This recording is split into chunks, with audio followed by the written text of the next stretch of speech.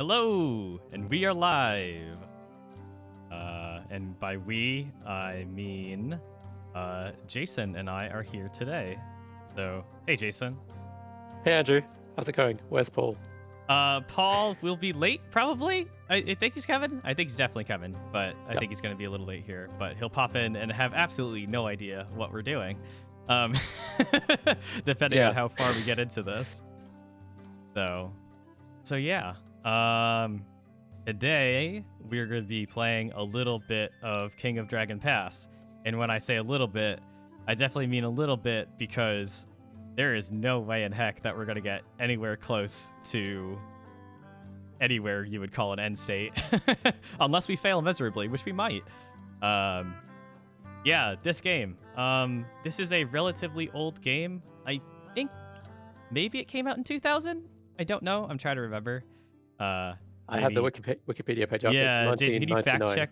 Okay. So, funnily enough, I believe this game will look dated. I promise you that. The illustrations for this game are amazing and great and wonderful. Although the UI leaves much to be desired in terms of functionality. Just like, I think some people really liked the illustrations in this game when it came out because I believe it won some kind of award for visual stuff somewhere. I'm sure you can look it up somewhere, but this main menu illustration is really nice. Yeah, the illustration in this game are good. It's got that classic fantasy vibe, right? Like an old novel you'd pick up somewhere. Oh yeah, it's very got that like sword and sorcery kind of deal, like choose your own adventure type thing. Where everything is magic everywhere. So it's definitely got that vibe going for it. So I believe this game is based on the lore of a fantasy setting called Glorantha, I believe.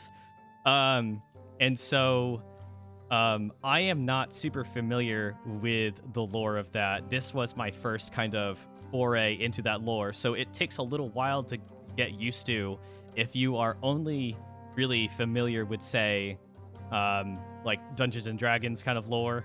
Yeah. Like the way that the gods work in this are completely different.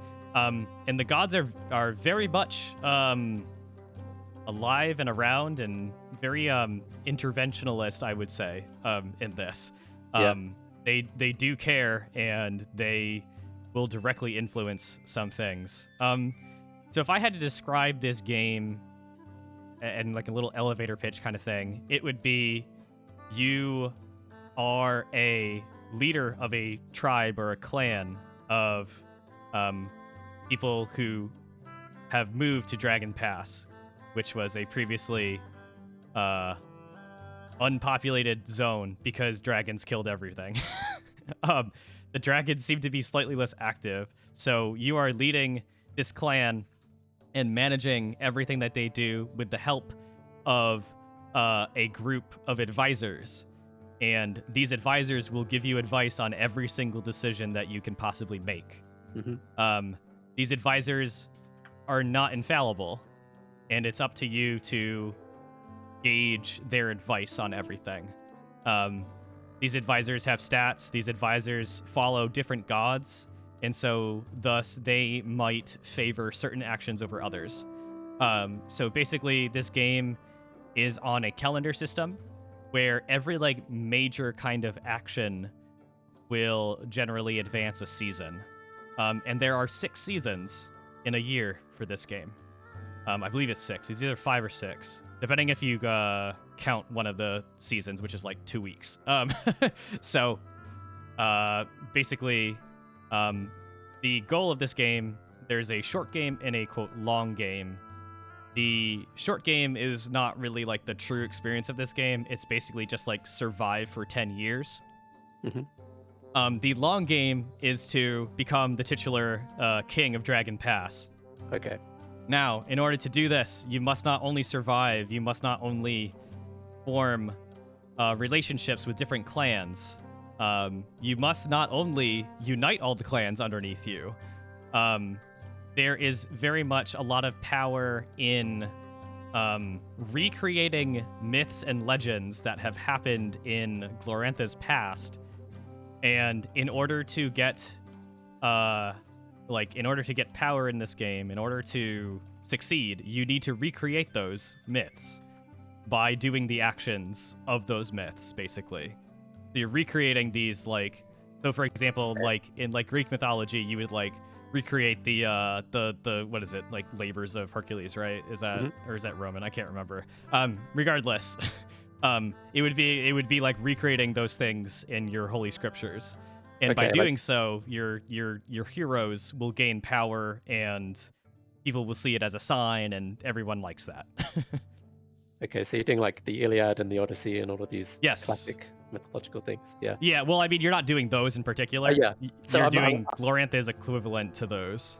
Yeah, I'm aware of Glorantha as this massive, good, super complex world which people have built up over decades and decades of it's like a tabletop role-playing thing, and there've been books and all this other stuff around it. It's one of those things that's kind of intimidating to get into because there's literal decades of lore and world building piled up on this thing by now, right? Yes, definitely. And certain gods come in and out of favor. It's very much an active kind of god scene between gods action. Just very, very reminiscent of like a Greek pantheon. In terms of they all have their own origin stories, and it's all very detailed, and you can actually access a lot of that in the game. And part of this game is divining information from the gods about their specific hero quests.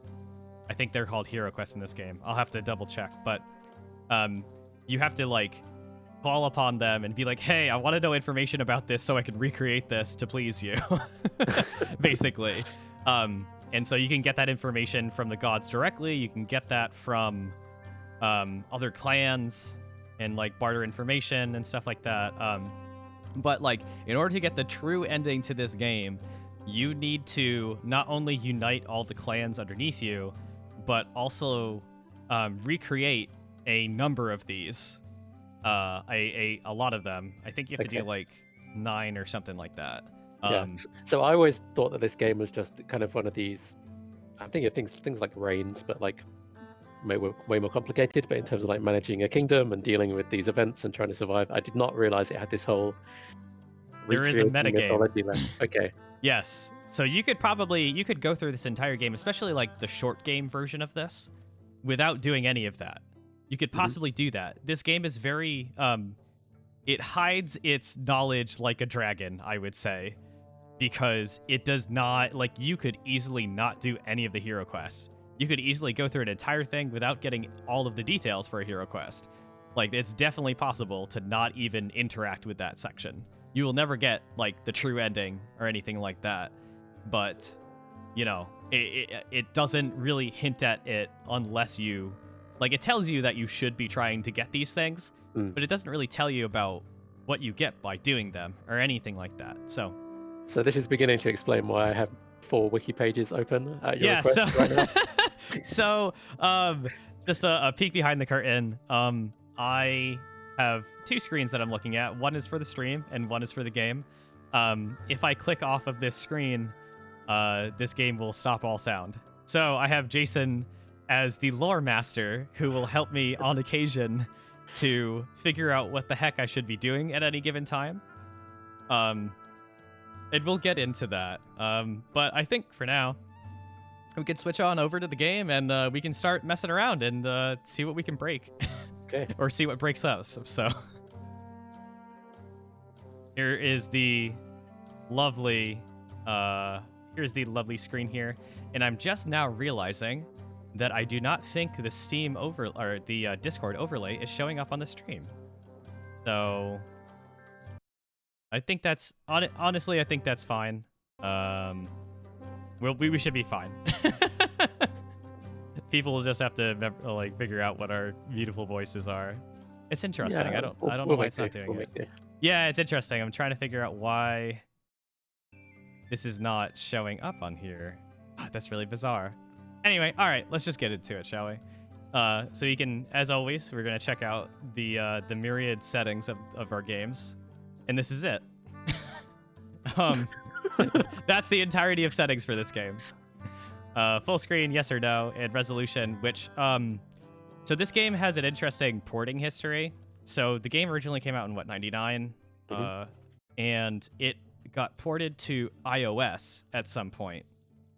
Now, the version on Steam, which is the one that I am playing, is based on the port of the iOS one. So, we will see some very interesting UI elements here. Okay. I'm not saying they are better or worse than the original. They're just different. And it took me a second to figure out how to interact with them correctly. So, if you are interested in the true experience for this game, if you own the game on GOG, you can, I believe, you can download either version, the original or the iOS port, which is very nice. But however, I own this game on Steam, so that's the version that we're playing today. Let's just get into it.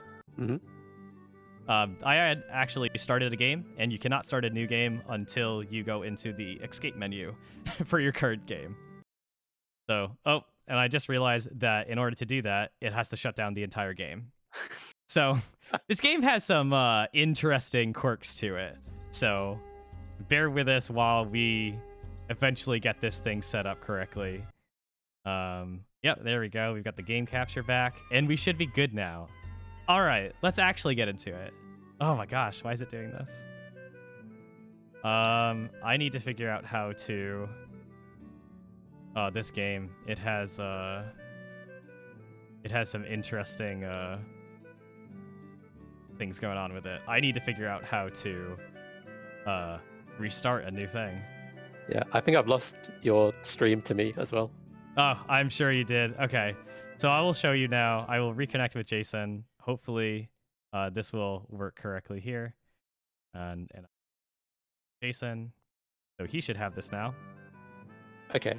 So you need to go into the controls menu here. And then you go here to do game.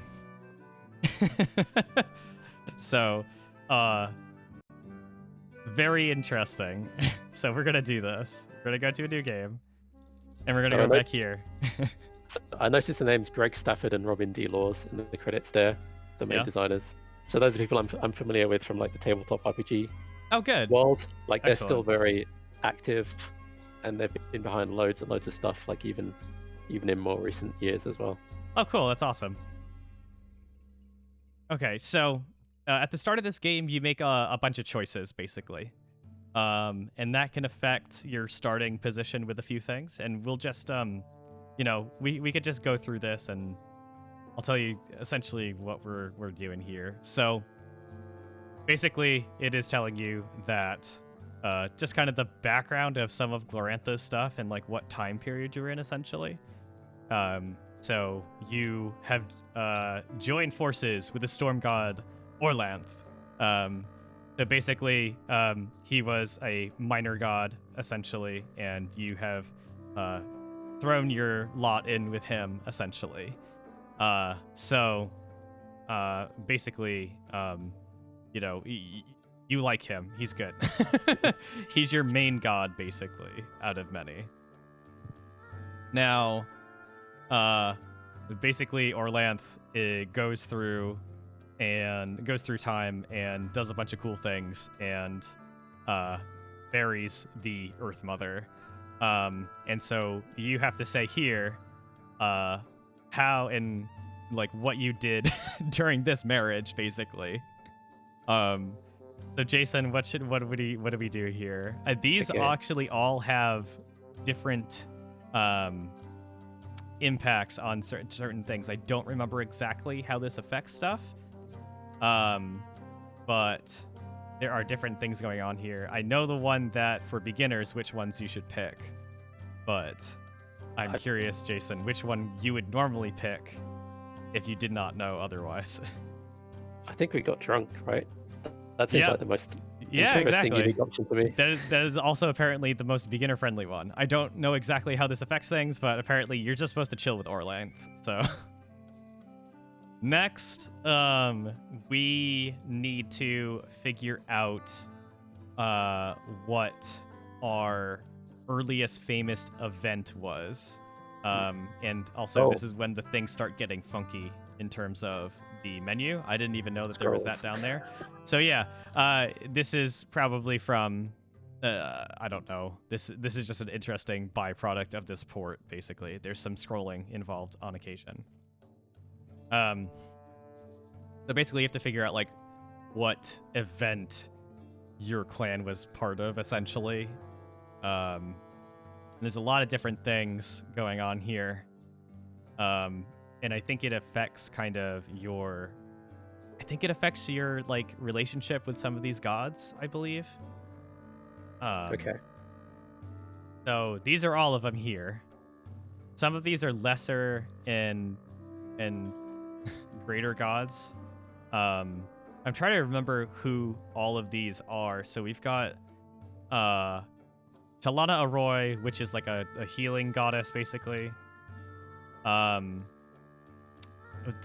I don't remember. Odila, I don't remember who exactly this character is.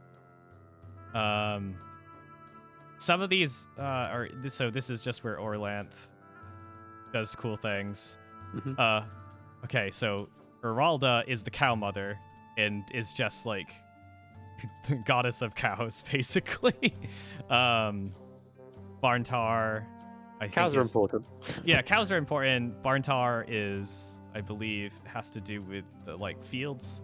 Lenkor, I do not know how to pronounce that last word there, but he's like the god of knowledge and all that good stuff. Hela is pottery, and I can't remember if she has to do with producing goods or its grain. I don't remember. And I think right here, Raitina is a very minor goddess because I don't remember anything else about this person. So generally, I think you're supposed to pick the healing of Orlanth because it helps with healing your characters, or not characters, but your followers, your clan, because that is very important at the beginning because you have less population. So I'm just gonna pick that real quick. Okay. All right. So basically, I can summarize this whole thing as being, hey, did your ancestors take slaves or not? Essentially.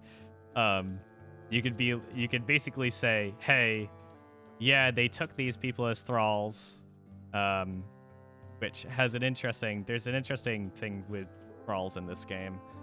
Or they took these unfortunate people in as part of the clan. The only real gameplay impact for this, well, there's two really. One is whether or not you want to take slaves or not. Two, so basically there's no like morality about this really. You either do or do not take slaves, and that can help you mechanically sometimes. But the thing is, whatever you choose here, you have to make sure that you stay with that in your playthrough. Because if your ancestors took slaves, then you're probably going to want to do that. However, if your ancestor did not take slaves and you do, that really makes your clan unhappy. Generally, this surprisingly enough, I don't think this matters too much, but I definitely want to take them in as family, so that's what I'm going to do. Yep, with you on that one. That's it's interesting because apparently thralls in this game, the deal is that they are treated well, but they do menial labor, and they are connected to your clan and cannot do anything else. However, their children are born as full members of the clan. So that's like the wrinkle of that, basically. So still not great. But yeah, that's just like the detail of this game. So basically, you decide your ancient enemy, which will determine kind of who you get attacked by a lot. I mean, this straight away is a really great choice to have at the start of a game. This is interesting, right? Yeah, it's giving you like it's giving you an identity, and you're choosing like what's important to you, and like ultimately this doesn't change the overall arc of the game too much, but it does change some events, and some of these enemies are more difficult than other ones. Some of them attack at different times of year. And some of them are actually related to something else in this game, which we'll hopefully get to in this playthrough. And I'm gonna laugh when you see it for the first time. So these are all interesting things. But I will say that the easiest ones probably are the elves and the Praxians. Because, or like, well, technically the Ice Drive is okay as well, but apparently the elves, you can generally, even if you have them as mortal enemies, you can generally just ignore them and they'll usually ignore you. They might harass your patrols a bit, but generally it's all right. The Praxians, they will rage you, but they're not that bad. So that's what we're going to go with, because apparently that is one of the more beginner-friendly ones. All right. So this is telling you that a lot of bad things happen, and then the gods pretty much abandon you. Bad things happen to the humans, the gods have abandoned you, and a lot of people died. So, hey, your clan is one of these survivors. I like how in one sentence you've got the sunfall, the rain of blood, and the terrible laughing tsunami. Yeah. There's just so many interesting things here. They're not among explained other at all. cataclysmic events, yeah. Yeah, they're not explained at all, but your mind can just go like, okay, like sunfall, I can imagine what that might be. Rain of blood, very descriptive. And the laughing tsunami just leaves a lot up to the imagination, and it's just a lovely thing. All right. This has to do with, I don't know exactly how this works, but you're basically saying like which one of these your clan is naturally inclined to. And I think this affects the happiness of different basically like of your different castes within your clan. So like obviously if your clan is a warfaring clan, your warrior class will like that, but you have to do a lot of war probably in order to keep them happy, and vice versa for your merchants and your farmers and stuff. So we're just gonna go balanced because we're probably gonna have to do a little bit of warfare, but generally we're probably not gonna do that. But balanced is just a solid choice in general. All right, here we go. So, this is basically telling you that, hey, you guys worked on reconnecting with the gods after their downfall. Who did you help to bring back into power by basically believing in them, kind of, I guess. So there are major and minor gods here. There are a few very good ones, such as General El Mal will help you with the effectiveness of your like minor fighters, I believe, and less people will die, I believe. Ernalda helps you with, just about everything that has to do with like farming and such. Issaries is good for trade. Orlanth is just generally good. I think he has a bunch of different blessings that you can choose from. And Shalana Arroy helps you heal people from the beginning of the game. So pretty good, personally. So Jason, I will let you choose from these. Oh, also Eralda is good because it just makes your cows worth more. So you can choose though. Well, I will say, do not choose none, because there is no benefit to choosing that. Okay, let's go with Shalana. All right, sweet. All right, cool. So this little thing is telling you that, your gods are no longer here. There's no reason for you to stay in this land. So you want to go to a new area. And so you go to Portland in honor of the person that helped you survive that really dark time. Okay, and they give the hint there about reenacting their. Yes, they do give that stories as hint. well. Yeah. They give you that hint about reenacting things, which is very important to this game. They give you this option about the dragons, which is interesting. You can either be hostile towards dragons, you can just be neutral towards them, or you can be friendly towards dragons, which is interesting. It tells you here that Orlanth was, quote, always the dragon slayer. And generally, dragons are very scary, though. So there are interactions in this game with dragons, I believe, in some of the events. I would say being defaultly hostile towards them is probably a bad decision. So like generally, like you want to be either neutral or positive here because you want to leave room for negotiation, even if you are neutral. And positive is just like a generally good thing because you don't really want to fuck with the dragons for the most part. So No, if you can have the dragons on your side, then yeah, exactly. Like, why wouldn't you want that? Like, you might like Orlanth might not be super happy about it, but like, I think it's probably a pretty good thing for your survival. So, and it's interesting because it gives you a little like tongue-in-cheek thing here. So it says most of the people said yes to the dragons, and those that did moved to Dragon Pass, and it's but you stayed in Hortland. It is a good thing, too. For a little over 200 years ago, the dragons rose up and ate everyone who lived in Dragon Pass. So there's a little, there's definitely a little bit of a history there between you and the dragons. So not super great. Mm-hmm. All right, we're almost done with this like setup area here. We're very close. So basically, there was this pharaoh. We're getting more closer and closer to current day. So about a generation ago, this guy who called himself the pharaoh came to the Hortland and started a civil war. And some people wanted to support this pharaoh, other people did not.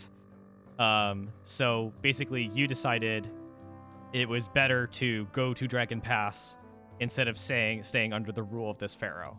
Sure. So you wanted to not get up in arms with your kin here. So you're like, no, we just better leave. Let's just do that. That's fine. So you made a new clan and you are going to Dragon Pass. I think this is one of the last decisions. And it basically asks you how much land do you want to claim in Dragon Pass. There are a couple of good decisions and a couple of bad decisions here, I would say. Huge tracks is a little bit too much. Yeah, I feel like you want a bit more than you need. Yep, and that's yeah. exactly what the recommended thing is, because you want to have more people eventually than you start with, but if you, that's generally what you want to do. So you generally want to do more than we needed to grow into. I think that is the recommended thing. As much as we needed just kind of puts you into a corner and doesn't let you expand in terms of population very much. All right. Now, I believe we are ready to play now after that long intro. It has kind of like a summary of all the decisions that you made here. We are going to stay on the most normal of difficulties. And we'll just do a short one. It doesn't really matter that much for the purposes of this playthrough, this play session rather. But yeah, there's short and long. Long gives you the true ending, which is becoming the first king of Dragon Pass. I mean, unless you fail and you do not get that. And short is just making a tribe and remaining king. So we're gonna do that. Jason, would you like to do the honors of naming our clan here? It does not have to be lore appropriate, I would say. I suppose it has to be the Basilisk clan, right? Yeah, I'm not sure. Why not? super imaginative today. I mean, let's just do the The Basilins. How about that? Yeah, there we go. Good. Basilin. Throw Clan a twist Basilin. on it. No, Yeah, it's there we original. go. Which is kind of appropriate because we sided with the dragons and then we formed our new clan. So honestly, we could have done that. So Yeah, it's all lining up here. not too far off. So let's get into it. We're gonna be thrown into the deep end immediately because we are not doing the tutorial. So, at the beginning of each year, I believe actually Sacred Time is at the end of the year. It doesn't really matter in the grand scheme of things, but basically, over here, you can see a few things. It tells you basically the year. This doesn't matter too much. There's no you don't get clocked out at any point. There's no end time essentially.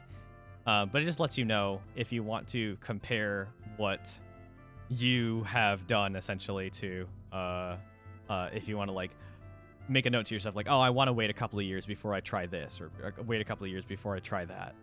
That's something that you can do. So go ahead. Straight away, I love this reputation gauge. I'm assuming that's what it is. With a stick picker. That's just the best. It's so Choice good. of language there. I believe the stick pickers are named as such because they use sticks as tools. It's better if it's never explained. I just love it as a. I think it is. Yeah, I don't know if descriptor. they ever fully explain it, but it's just used as a general derogatory term for someone who is the lowest of the low, essentially. Just all around pathetic. So it lets you know what happened last year. I don't know exactly how much detail this goes into in terms of when we go on the next year, like the year after. But we will see this screen every single year, basically. Mm-hmm. So at the beginning of the year, we get to, quote, allocate our magic. So this will help us in some undescribed way, undefined rather, with these things generally. Yes. Okay. So interestingly enough, so it gives us a little bit of a forecast here. Hey, we're gonna get a normal harvest probably. We saw this kind of this thing in our divinations here. They saw Vinga finding her spear, and so we need to sacrifice to this person before we go exploring. So we probably want to probably make a shrine at some point to Vinga, but we'll see about that. But anyway, we'll go to these people in a second. But basically here, we get a whole a differing amounts of magic, and I believe that's determined by a stat of these people down here who are your advisors. We have 7 magic, and we can distribute as we please throughout all these things, which will help us out in these things. I'll just go through these options real quick. Crops gives you more crops. People got to eat. That's basically the extent of that. Diplomacy, you're going to be interacting a lot with different clans, for good and for bad. It will help you with everything in terms of doing that. Health, people get sick, they die, all that good stuff. This will help out with that. Herds, you have horses, cows, and I believe you have sheep. I can't remember, but mainly the most important stuff are cows. Horses, generally the only use for horses is your warrior class requires 1 horse per person in the warrior class. Okay. Horses are very important for that, but cows are worth the most, basically. Mysteries. So putting points into mysteries will help you reveal ways to reenact your hero quests. So it gives you more details about things you must do and how you do them and what decisions you make during that hero quest in order to succeed. Quests is when you're in those quests, this will help you more likely to succeed actually in those quests. So mysteries is figuring out what to do. Quest is actually doing them. Trade, again, just giving you better trade options, and war is very explanatory. helps you win battles. So, down here, which is my favorite area of the game, favorite part of this game, is your ring of advisors. Each of your advisors will tell you something about what they think is a good decision for just about any screen you're on. Not all of them agree. I'll say that much. But each of one of these, it gives you a whole sentence or multiple sentences sometimes about what they think is a good decision here. So Fantarl here, he wants to put points into mysteries so we can figure out how to get blessings. So also another thing about this game is that you can get something called blessings, which any magic you don't do here, you can keep some in reserve. You can use that during the year to call upon blessings or to help you in battle or anything like that. So generally you want to keep 1 or 2 of those just in case you like really cannot afford to lose something or you need a little bit of help on something. So this guy wants us to figure out, how to get additional options for blessings. So when you can get mysteries, but you can also figure out how to call upon the gods in different ways, and that can help you with different blessings that each god can do. So we can also see how old Fantarl is, because people can age out and die. So generally on your ring here, I believe it's called a ring, you want a good mix of young and old people so that, everyone doesn't age out at the same time. Generally, elders have better stats, but again, they might die at any point. Yeah. So they've got all these different stats, and you can also figure out who they worship. So again, this guy worships Orlanth, so it's no surprise that he wants us to figure out how to perform Orlanth's blessings. So there you go. The other things, the reason why these people have all these stats as well is because you can have them do certain things for certain actions. You can have them explore with a group of people. You can have them lead a battle charge. You can have them negotiate trade. So they might need, so when you go do that, they won't be on your ring temporarily. So you can't get their sage advice, but they will increase like the success chance if their stat is very high in that. So, sure. Ranger here wants us to keep stuff in reserve. Just overall good advice here. He likes Elmal and Orlanth, so Barngridis. Yep, he's all about the mysteries. He needs mysteries, and it's no wonder because he follows Lancor, who is all about knowledge. Who else we got here? Geronalda has a lot of stuff to say here. So she wants to heal people. She probably follows Chalana. Yes, that is entirely true. Who we got here? Trade magic. Issaries is the kind of diplomacy / trade person. So it's no wonder. Thank you. Very, very helpful here. Aransanda. I can't remember who Odila is.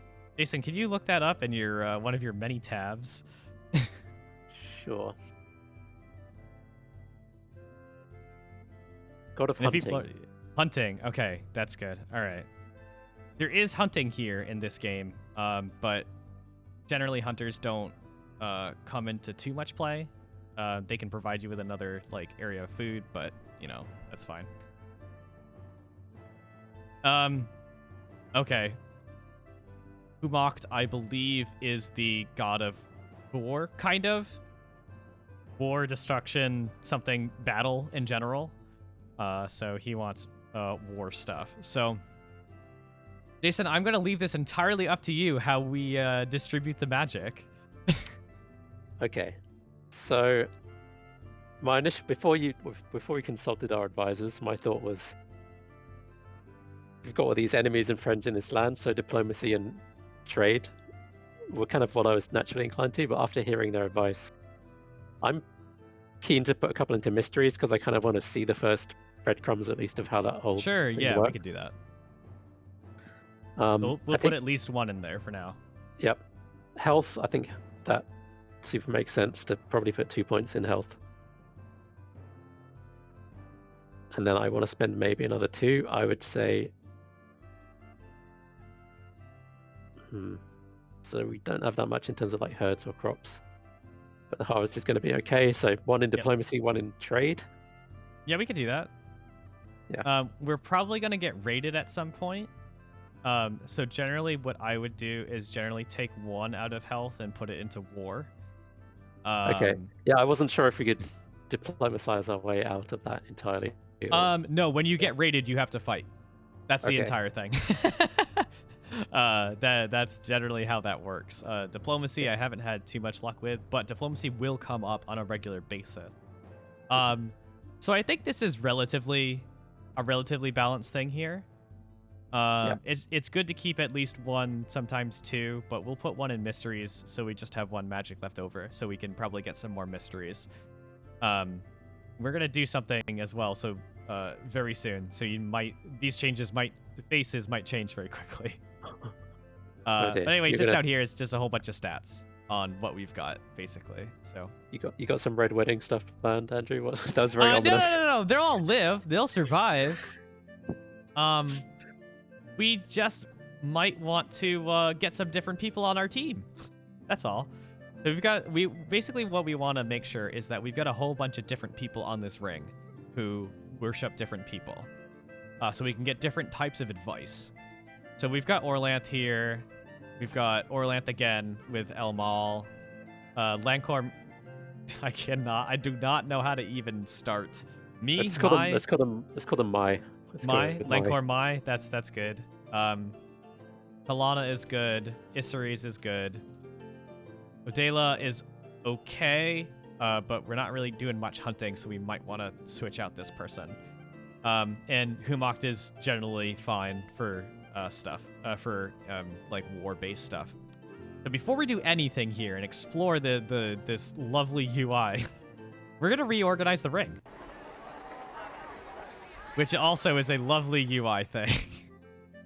So we need to switch out some people. I think we do want to switch out Rangor here. His stats are okay, but we don't need another Orlanth here. And this guy's leadership is very renowned. We do want him around, and he also gives us 2 points of magic. So compared to this dude, I don't think we need him. I also have to figure that's what I mean. I thought that was people we had selected. I wasn't. No, I don't believe so. Okay. I'm trying to figure out how to get him off, but we might just have to find something else. Anyway, I am going to be looking for certain gods here, who we do not have on other people.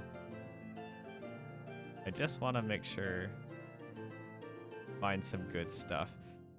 Jason, I need you. Oh, interesting. I need you to find me in the list of gods. The goddess of, I believe, exploration. I can't remember her name.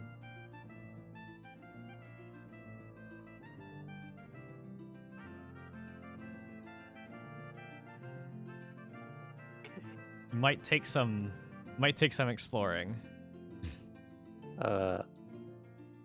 She's like exploration Vinga, the Vinga, adventuress. Okay. All right, we need to make sure we've got Vinga.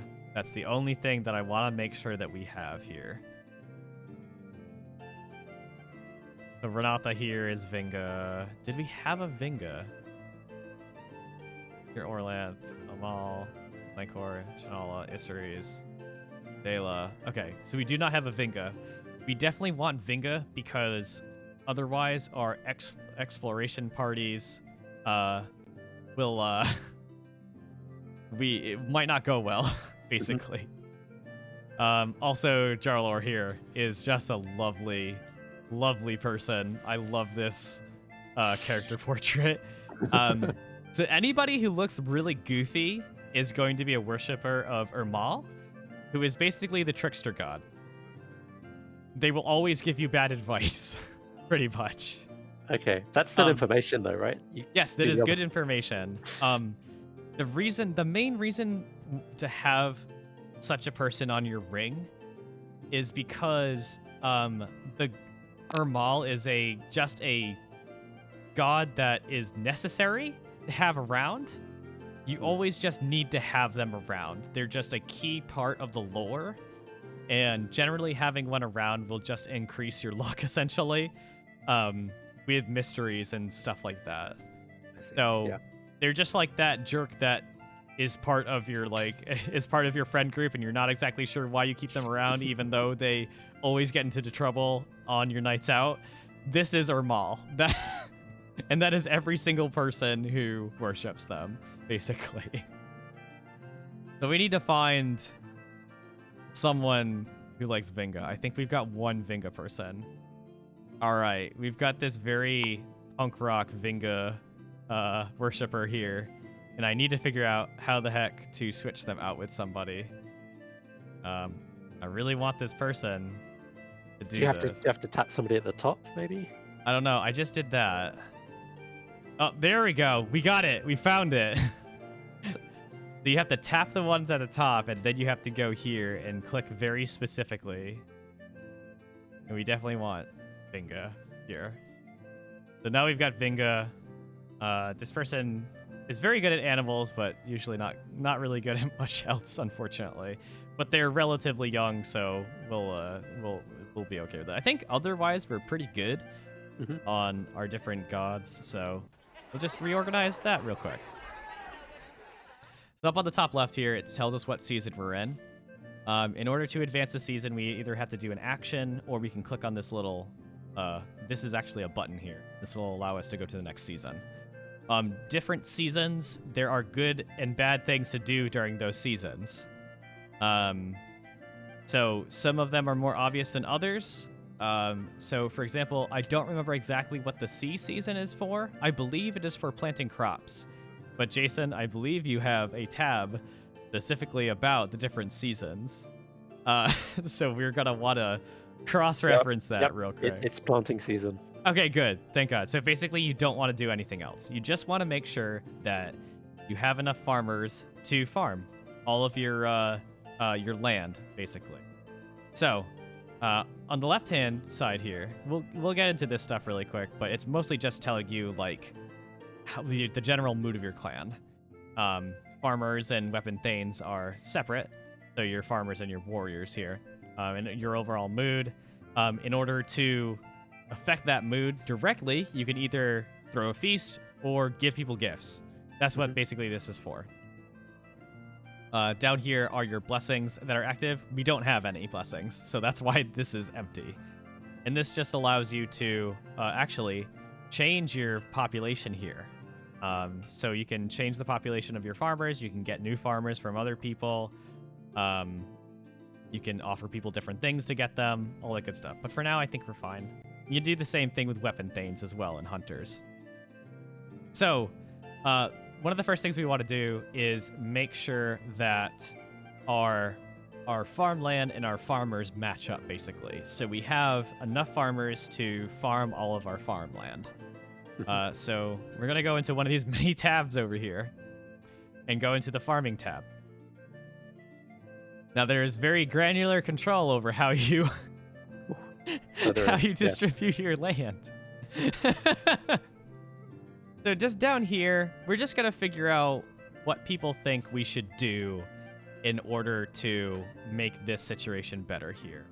So as we saw before, we have 411 farmers. That is a number to remember. We have 105 acres, or I don't think they call them acres. They call them something else. Someone down here will probably use the term. Yep. But we've got 105 units of cropland and 55 of pasture and 130 units of wildlands. Now we can, going down here makes the pasture grow up, basically. So we have to choose between these. So again, we just need to remember we have 411 farmers here real quick. So Fantarl's like, hey, we need more food. Thanks, Fantarl. That's cool. Renata thinks everything should be okay.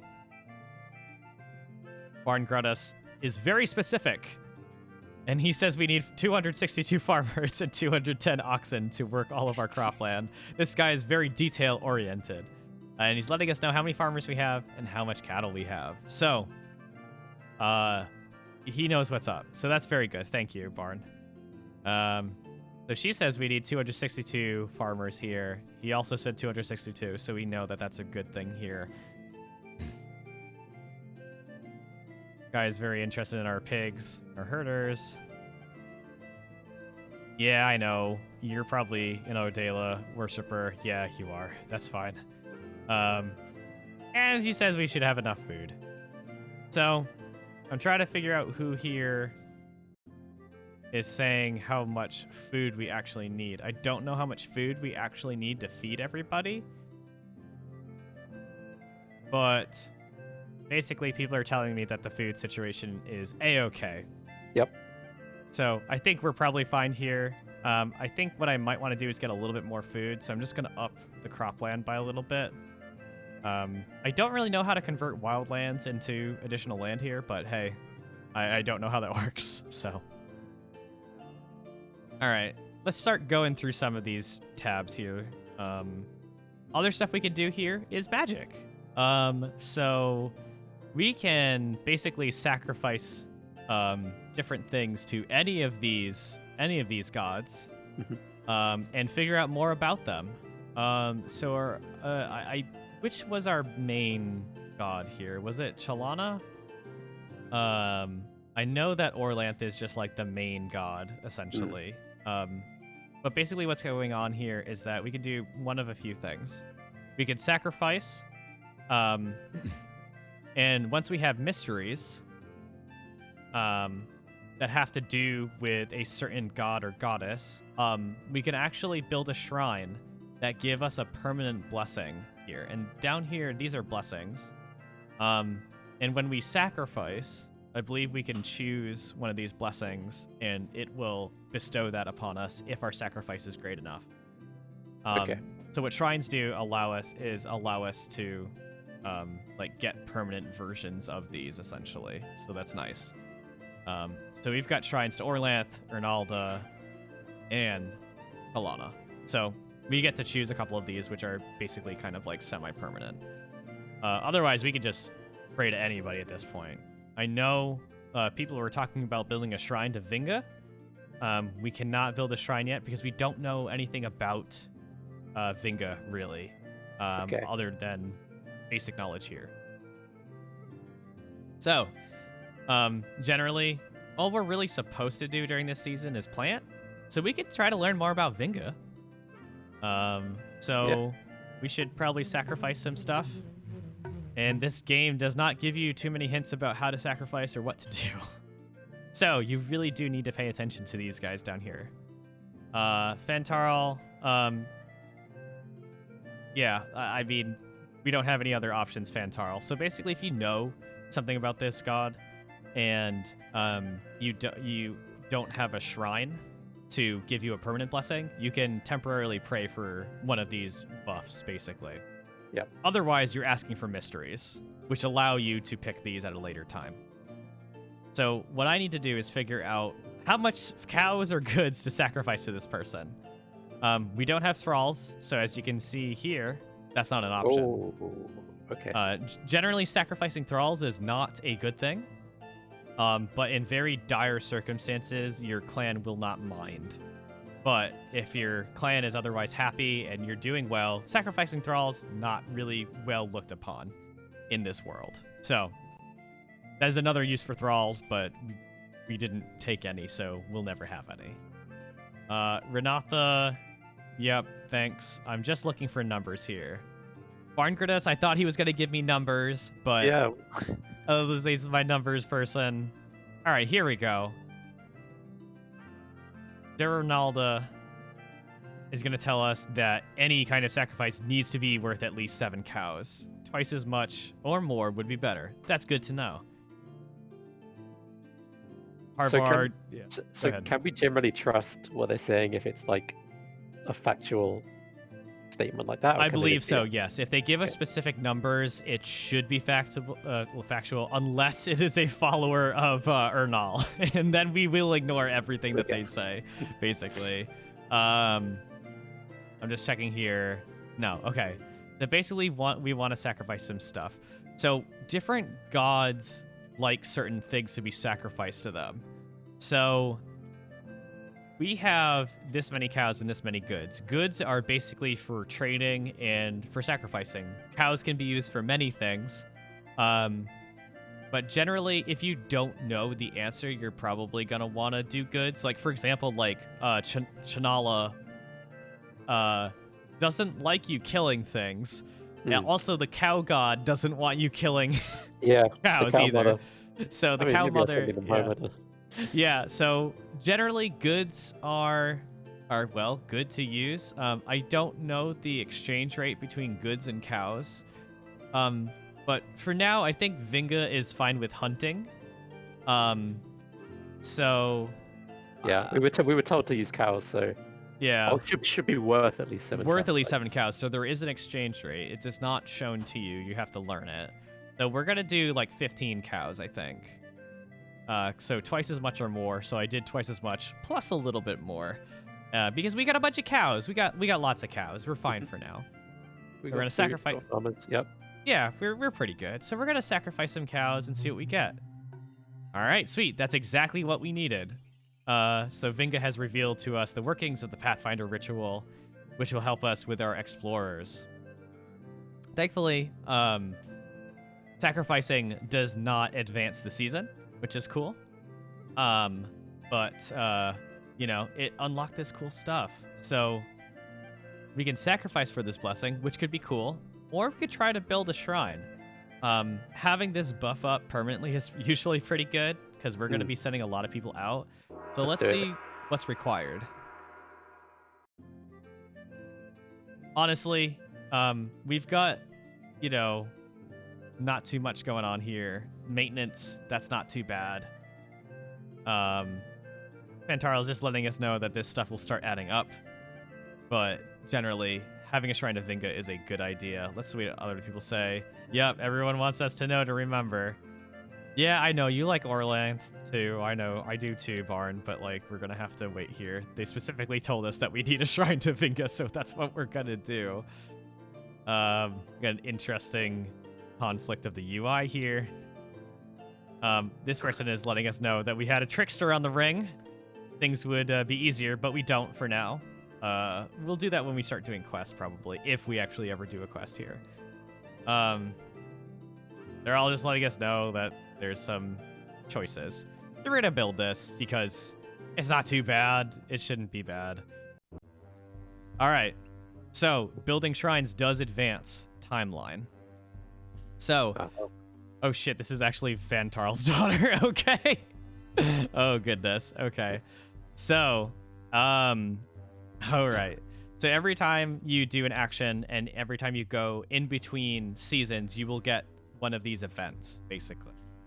So we have the situation here, one of these lovely illustrations, and we have all of our knowledge here. There's a lot of knowledge going on the lower left-hand side, but let's figure out what's going on here. So the Orladnas warriors have kidnapped Waskandora, daughter of the chief here. So apparently Fantarl is the chief here.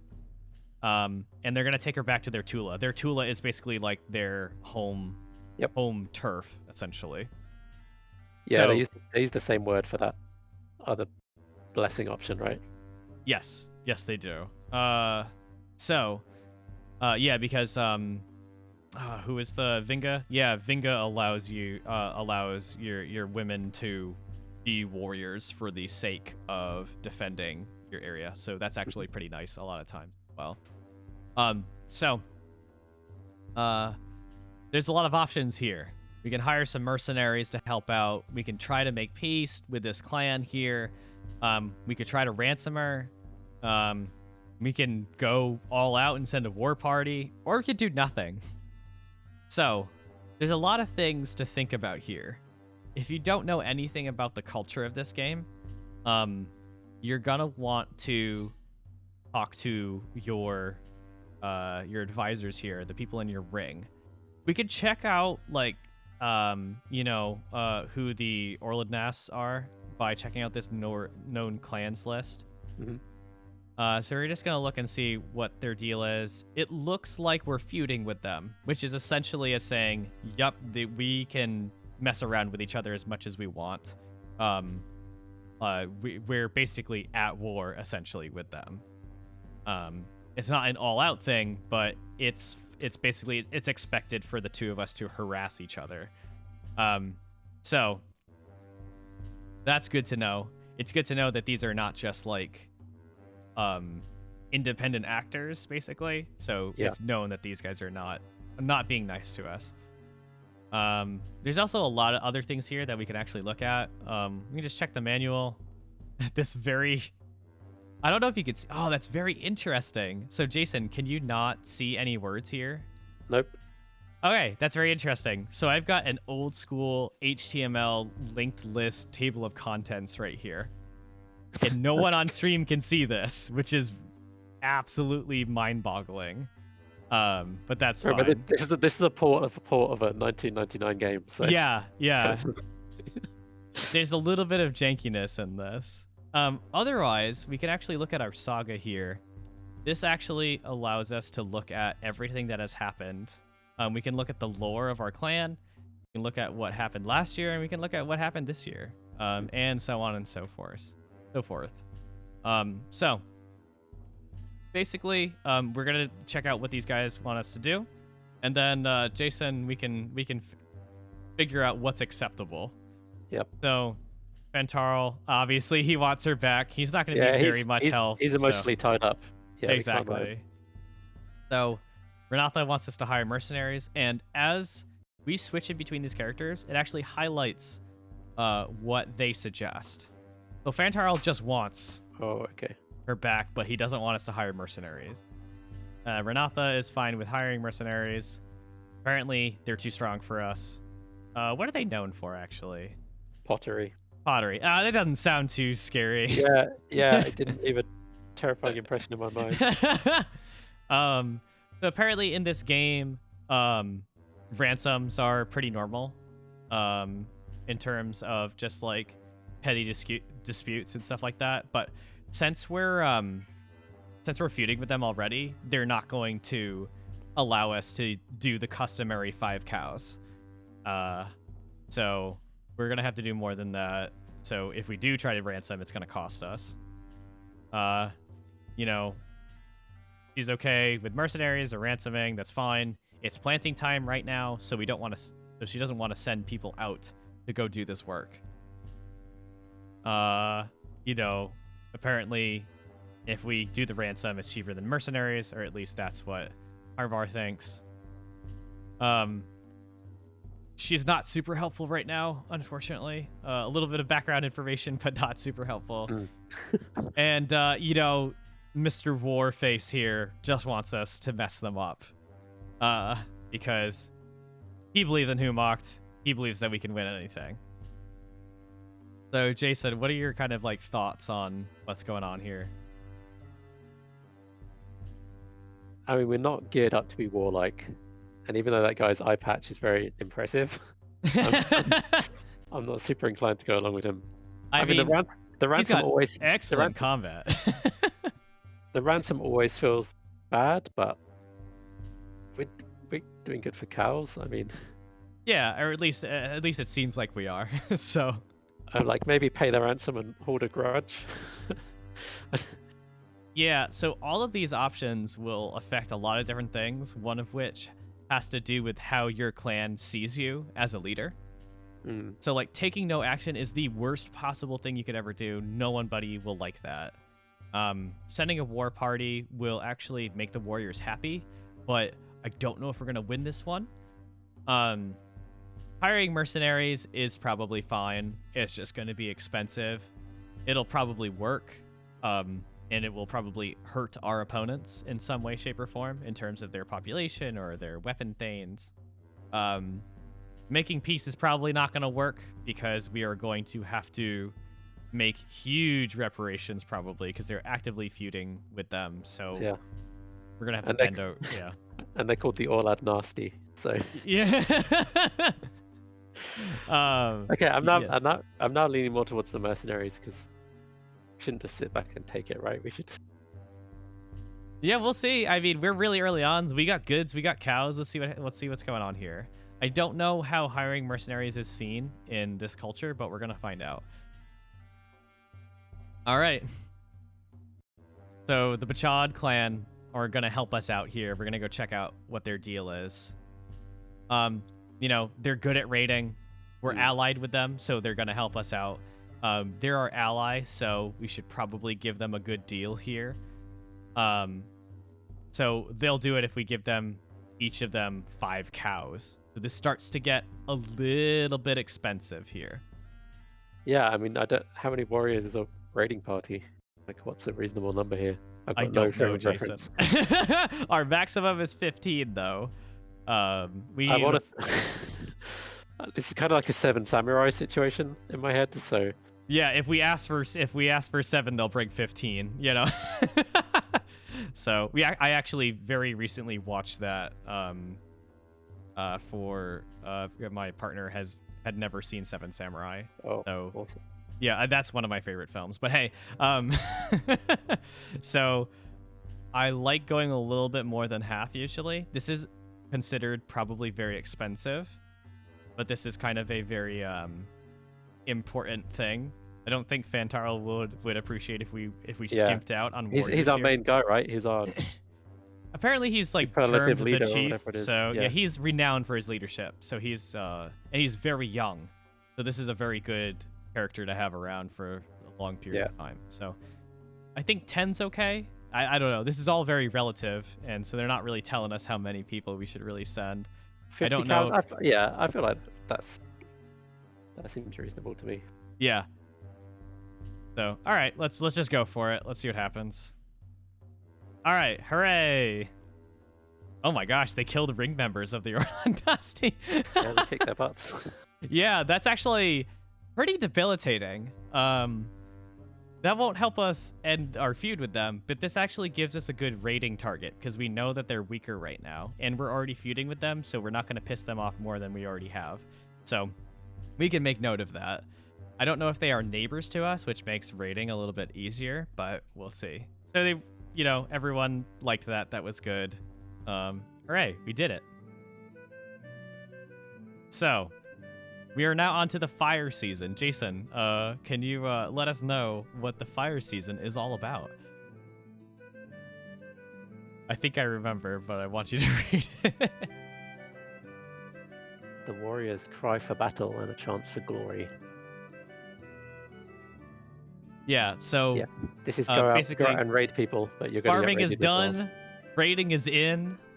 So we checked out the clan tab, the farming tab, and the magic tab. Let's check out a few things here. We'll probably check out the war tab and the map tab and the relations tab. So let's just look at the map really quick. A lot of things going on here. This is all of Dragon Pass here. We can see that we know about some landmarks here. We have Carafin here in the Quiven Mountain. Also, the Praxians are over here to the right, our sworn enemy. If you remember from the choices we did. If I actually press M here, this will help out. This will show us what our home turf is. So we've got this little strip of land here. We don't have the biggest area, but it's okay to defend. We can also show tribes, which I don't know if we know that many tribes yet. Yeah, we don't know that many, so that's fine. I'm just looking at what we got here. All right, cool. So this is where we can send people exploring. We've got this sweet Pathfinder buff going on, but this is not the time to do that. This is the time for fighting. But from here, we can kind of see who is around us, who are basically who our like neighbors are essentially. But this doesn't really tell us too much. Trade and war help out, especially relations as well. So let's just check out relations really quick. So this is a good way to take stock of all the clans here. And there are many clans. The ends next to the names let us know who the neighbors are. Oh, okay, I was going to ask, yeah, who's our neighbor? Yes, Okay. yes. So we can check out here. Let's check out the Blackrock. The Blackrocks are right here. I'll actually press M again, and it lets us know a little bit better. They're not our direct neighbors, but they're very close, so the game just terms them as neighbors, basically. Brown Boar here. They're relatively close. And we can actually check out, while we're doing this, what our relationship is with them. So Blackrock, we don't really have much of a relationship with. Brown Boar, they've got a lot of cattle. They owe us a favor too. So somewhere around the, in the future, we can ask them to help out with some combat, with some trade. Who knows? Gray Fox, they're our neighbors, but we don't have much of a relationship. Gray Dogs, we owe them a favor. Mm. Who else? Orlundi, we're feuding with these people. Beluski. Okay, they're right next door. Yes. So Orlundi is probably a good raiding target, although I need to remember who we just absolutely messed up in that fight. It was the something nasty. Okay. Who were down below. All that nasty. They're down. Okay. They're very far away, which I don't know why they decided to pick on us. Even though they aren't our neighbors, I do want to mess them up a little bit. But it's generally good to there's a couple of types of raiding, and I'll get into that. So at any point we can send an emissary. So there's a point to this tab other than just checking stuff out. So we can, curry favor with them and do a whole bunch of other stuff. And these people here will let us know kind of things we can do here to help out with what's going on. The Bacardi. Yes. But yeah, so our best friends apparently are the Bacardi. They're way down there though, so I don't know what to do about that. The Bacardi, we're best friends with them because those were the people that we hired mercenaries to help us out. Yeah. So. And they're right next to our. They're right next to those people, so as well. They would also appreciate us messing up the Orlednosti. What else we got here? Yep, good relations is all about gifts. That's a solid piece of advice. Good terms with our neighbors so we can join them into a tribe. So part of this game goes from clan to tribe at one part. So generally keeping most of your neighbors around you happy is a good idea. Trying to end our feuds, yeah, sure, that's fine. Operation easier than war, that's fine. She just really hates the Orlad Nasty. I empathize with you. That's very good. And despite all odds here, this guy wants us to be friends with most of our neighbors. Okay, so the Orlandia, we should try and patch up relations with them and focus on those nasty Orlad Nasty. Yeah. Yeah. So I don't know if sending emissaries are going to advance this season. So we should probably do some more stuff here. This is also just the trade menu, which we have a few trading partners here, and we can send a caravan, and we can, do trade with them, and it'll benefit everybody generally. So, but essentially, if you send a caravan out, you're going to have to protect the caravan with some people. So we should probably do some war. We have 10 weapon thanes, and if we want to do some good warring, we probably want some more. So I'm going to go into this menu here and get some more, if at all possible. It would be good to get a few people.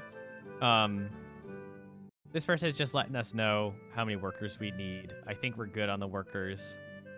Also, this says basically there's some upkeep here to having a weapon thane, and they also need 3 cows worth of equipment. So when we hire them, we're going to at least be using up 3 cows per person. I believe we had 10. I want to get up to as much as we can. Yep.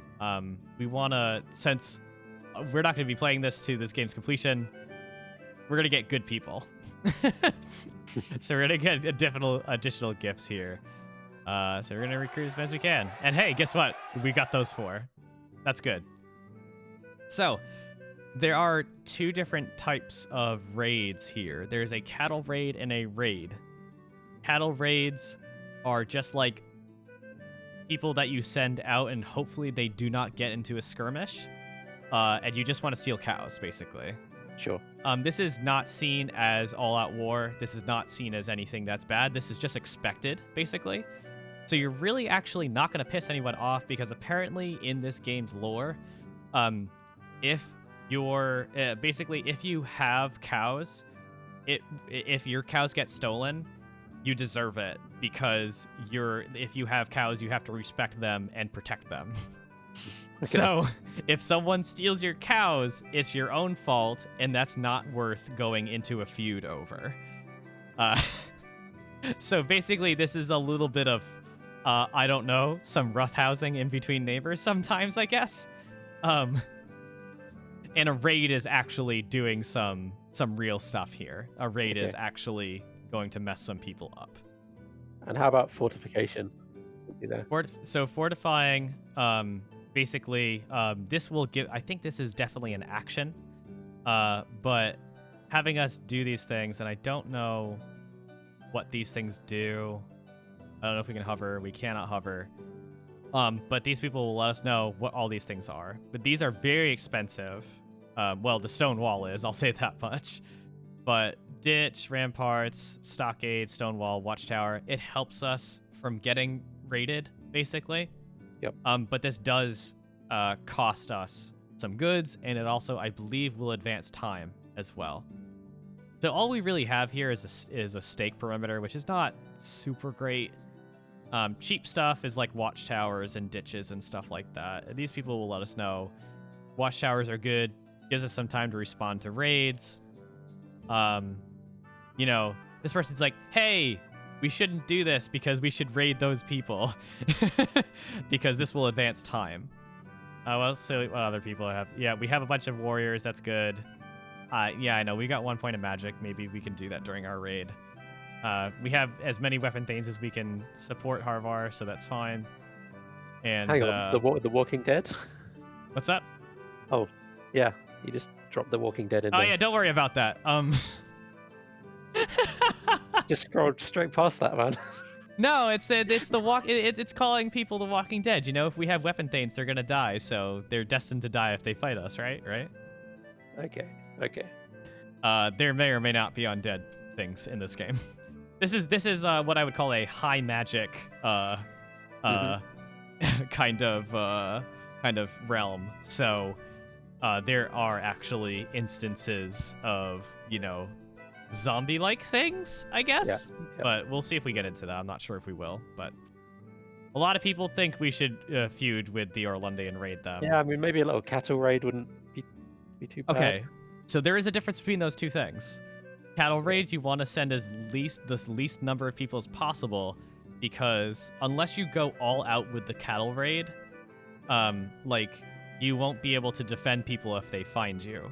So you want to send only a handful of people so that they won't be detected, so you can get away with those cows. A raid is a more traditional thing where you want to send as many people as possible, basically. Yeah, I feel it's like a little bit more clear-cut. It's a bit reckless to do some big old raid. And I'm assuming that somebody may raid us in turn. And yes, this is also true during the fire season. Yeah, it kind of warned that was going to happen, so maybe we can afford to do a cattle raid and defend whoever might attack us at the same time. Sure, yeah, let's do that. Let's do a little cattle raid here. So, cattle raids are usually better against people near us, I believe. Well, actually, we can only do it to people near us, so that's good. Thanks, game. But let's see what people have to say here. I don't know too much about success for cattle raids. There's a lot of stuff going on, so I don't know the best kind of decisions. So let's ask our ring here. Too many warriors, they'll get spotted. It's probably not great. Gray dogs, they're weak, so if they do get spotted, maybe we should send a bunch of people to just mess them up. Who knows? Again, oh, this guy, Renatha does not agree here. They say that the Vastangi are the weakest. So, Grey Dogs, Vastangi. Barn is not really helpful. Yep, you're just on the same stuff. You're on the same stuff. If we were doing a normal raid, I would definitely agree with you, but this is not what we're doing. And that's good. Surprisingly, the warrior just wants to fight, and he doesn't care about who we mess up. So, we've got some weak people here. Grey Dogs and the Vastangi. We're just going to look at the Grey Dogs. We owe them a favor, so if we do this, I don't know if we'll get into a feud at any point. Maybe if we get into a full-on battle instead of the cattle raid, that might happen. Who are the other people? Vastangi. Okay. That's about it. I think we have Paul. We're getting a little bit of feedback from Paul, though. Are you with us, Paul?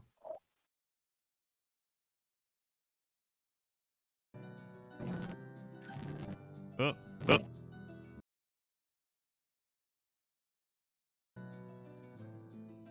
There we go. Technical difficulties. Paul will be back probably.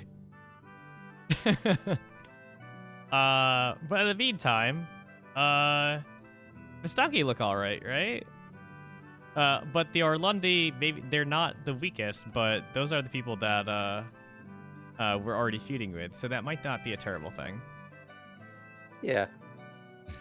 Unfortunately, no one told us anything about numbers of people, so... I mean, they said low, right? Yeah. So...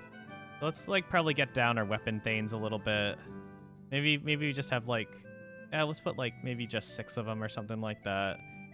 The footmen are just there to have enough to wrangle up some cows, pretty much. So, let's try this. I don't know if this is going to advance our time. But we'll see. I don't know. This is very, like, for me at least, in my experience, is very hit or miss. So let's just try it out. Actually, you know what? We should go for the weaker people. I have changed my mind. There we go. There we go. All right, let's do it. Oh no! Oh, their weapon thanes were patrolling for bandits. So we had to run away before they could summon their whole clan, basically. So.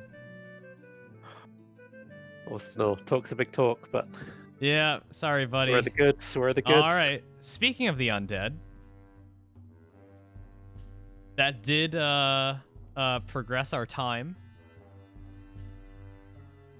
So yeah, we've got Markalor here, a sour pig herder, died of old age in his sleep. His family mourned and buried him, but death has not inconvenienced him. Each night he climbs from his grave, returns home. Oh, we've got the echo again. Hey, Paul. Hey, Paul. I wonder what's happening. Do we have an audio loop?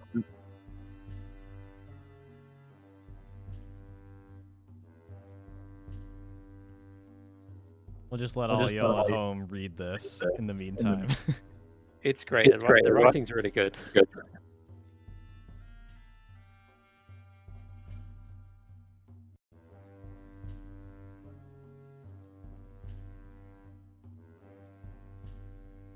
All right, so we've got a few people here with some different suggestions.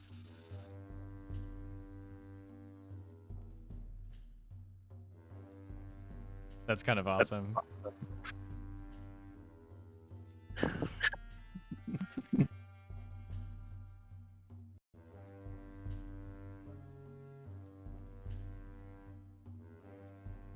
Yeah, I kind of feel like it's kind of going forever, right? There must be something he wants. Yeah, he wants something. So I would say, like, personally for me, I don't know if preparing a feast is appropriate.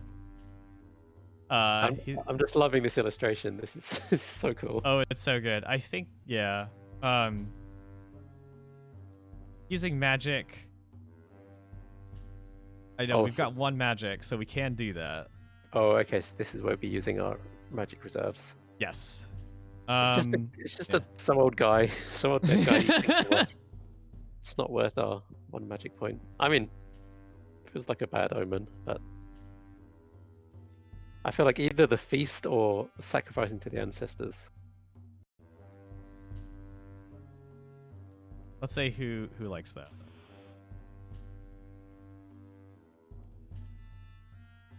Okay, we got a couple there. A couple of us want it. So yeah, let's do that. You want to sacrifice? Yeah, let's do it. All right, let's do it. All right. Unfortunately, that also does magic stuff here.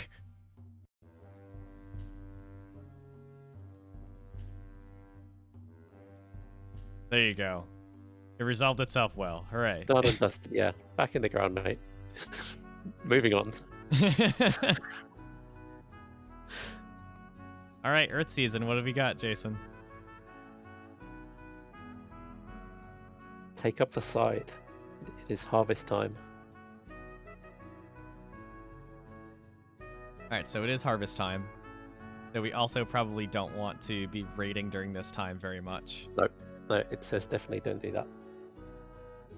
So, Or rather, it says don't pull your farmers away to go raiding. So I don't know if people have. Oh, hello.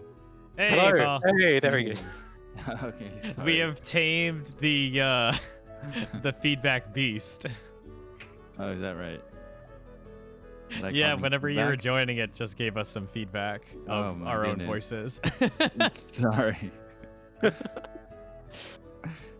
Oh man. How's it But, going, Paul? Things are fine. Things are good. Yeah, sorry to kind of jump in, I guess mid call, but how's the play? I guess how's the game going? We have barely gotten through one cycle. This game is very, very complex, and it does not explain a heck of a lot of things to you. Okay. But as I said to Jason before, I am bad at this game, but I enjoy being bad at it. Just because of like the stories that can pop up from this. Okay. So just to give you a quick recap of this game, Paul. Yep. Are you familiar with this game at all? No.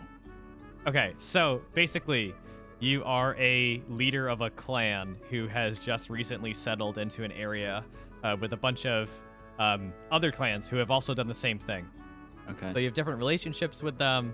Some of them you're fighting, some of them you're not. You can change that relationship. A whole bunch of diplomacy and raiding and all that good stuff. The point of this game is to, one, survive, first and foremost, Yeah. and two, unite these clans together under your banner.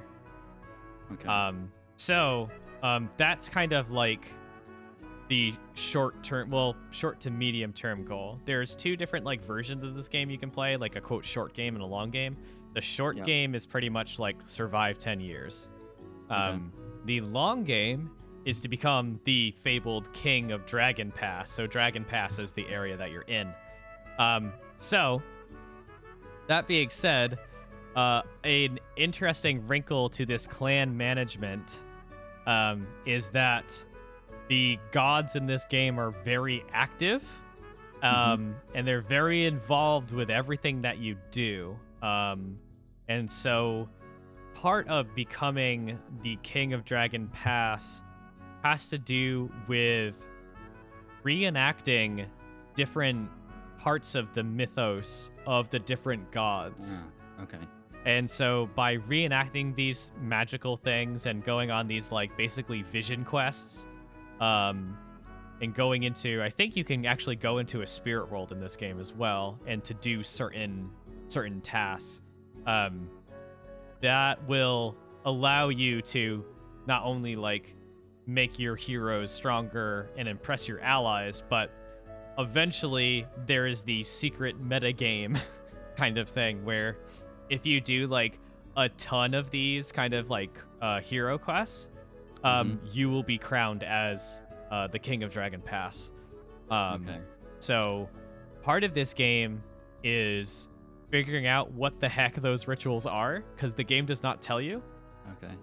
So in order to do that, you have to like sacrifice, and I'll go to this magic tab here. you have to sacrifice to different gods to learn their mysteries, and if they're happy, they'll tell you a little bit more about what's going on and all that stuff. So I'm actually going to click on this button here because we have not actually gone into this thing. So these are the hero quests that exist in this game. So it lets you know a little bit about the quests. And we cannot perform edit these because we do not know enough about these. But it lets you know kind of what all of these are. But it doesn't really tell you how to really do a lot of them. So as you sacrifice to gods, they'll let you know different details about different things. I kind of want to go here. Here we go. Okay, so this is the overall lore of this game you can find at any point. It tells you a little bit about history. And just to make sure, can you guys see this? No. Because, what'd you say? No, we cannot. No, you cannot see any of the text here? No. Okay, so that's broken on the stream, which is real great. I love it already. So this game, Paul, is a port of a port. Unfortunately. You guys can see this text though, right? Yep. Yeah. Okay, excellent. Oh, we can't see your cursor, by the way. I haven't seen your mouse cursor this whole time. So if you've been really? pointing at stuff and wiggling it around, yeah, that's. Oh, that's weird. I should. I don't know if it's on the Twitch stream or not. It's on the stream. Sorry. Yeah, it's definitely on the stream. There might be an option in Discord to show the mouse. I don't actually. Never mind. I don't think there is. Anyway, this might be because this game does not use a custom cursor. It uses the system cursor, so it might not be able to give you guys that. But It's anyway, not an issue. I can tell what you're. Okay, figuring out. gotcha. So this is a port of a port. So the game originally came out in '99 for PC, and then it got ported to iOS at one point. And now, so the Steam version is a port of the iOS version. Okay. Because some small things were modified in the iOS version. If you go onto GOG and buy this game, you can download either the original or the iOS port. So it gives you some options. So basically, if you try to do the original, you might run into some issues with running a game from 1999. If you try to run the iOS one, there are very weird things happening with this stream right now that I can see on my screen. But since I am not streaming my screen, I'm actually streaming the game. Some things are broken. So yeah, it's really weird that y'all can't see that. But I'm just going to tell you what I see. So when I go into these myths here, it lets you know certain things about them. So all the history and culture here actually helps you make decisions in this game on the right-hand side. On the left-hand side are all the myths. And basically what it allows you to do is when you click on these, it gives you kind of like a very brief summary of these myths. And when you go into there, there's also another little button that has this this little like circular with one line through it icon. So praying to certain gods or being associated with certain gods gives you extra little details about that. Eventually, you can learn secrets about these myths, which are basically like exact details of reenactments. And like during the game, when you start doing some of these hero quests, these will be multi-parter kind of choose your own adventure stuff. And if you know secrets, that helps out a lot because your heroes can actually die during those hero quests and force you to basically raise up someone from scratch in order to do these hero quests. So okay, so when you're actually acting these out, it's not through these same mechanics and menus you're using now. There's like a separate mode for it. It's not like do a cattle raid and then yeah. Yeah.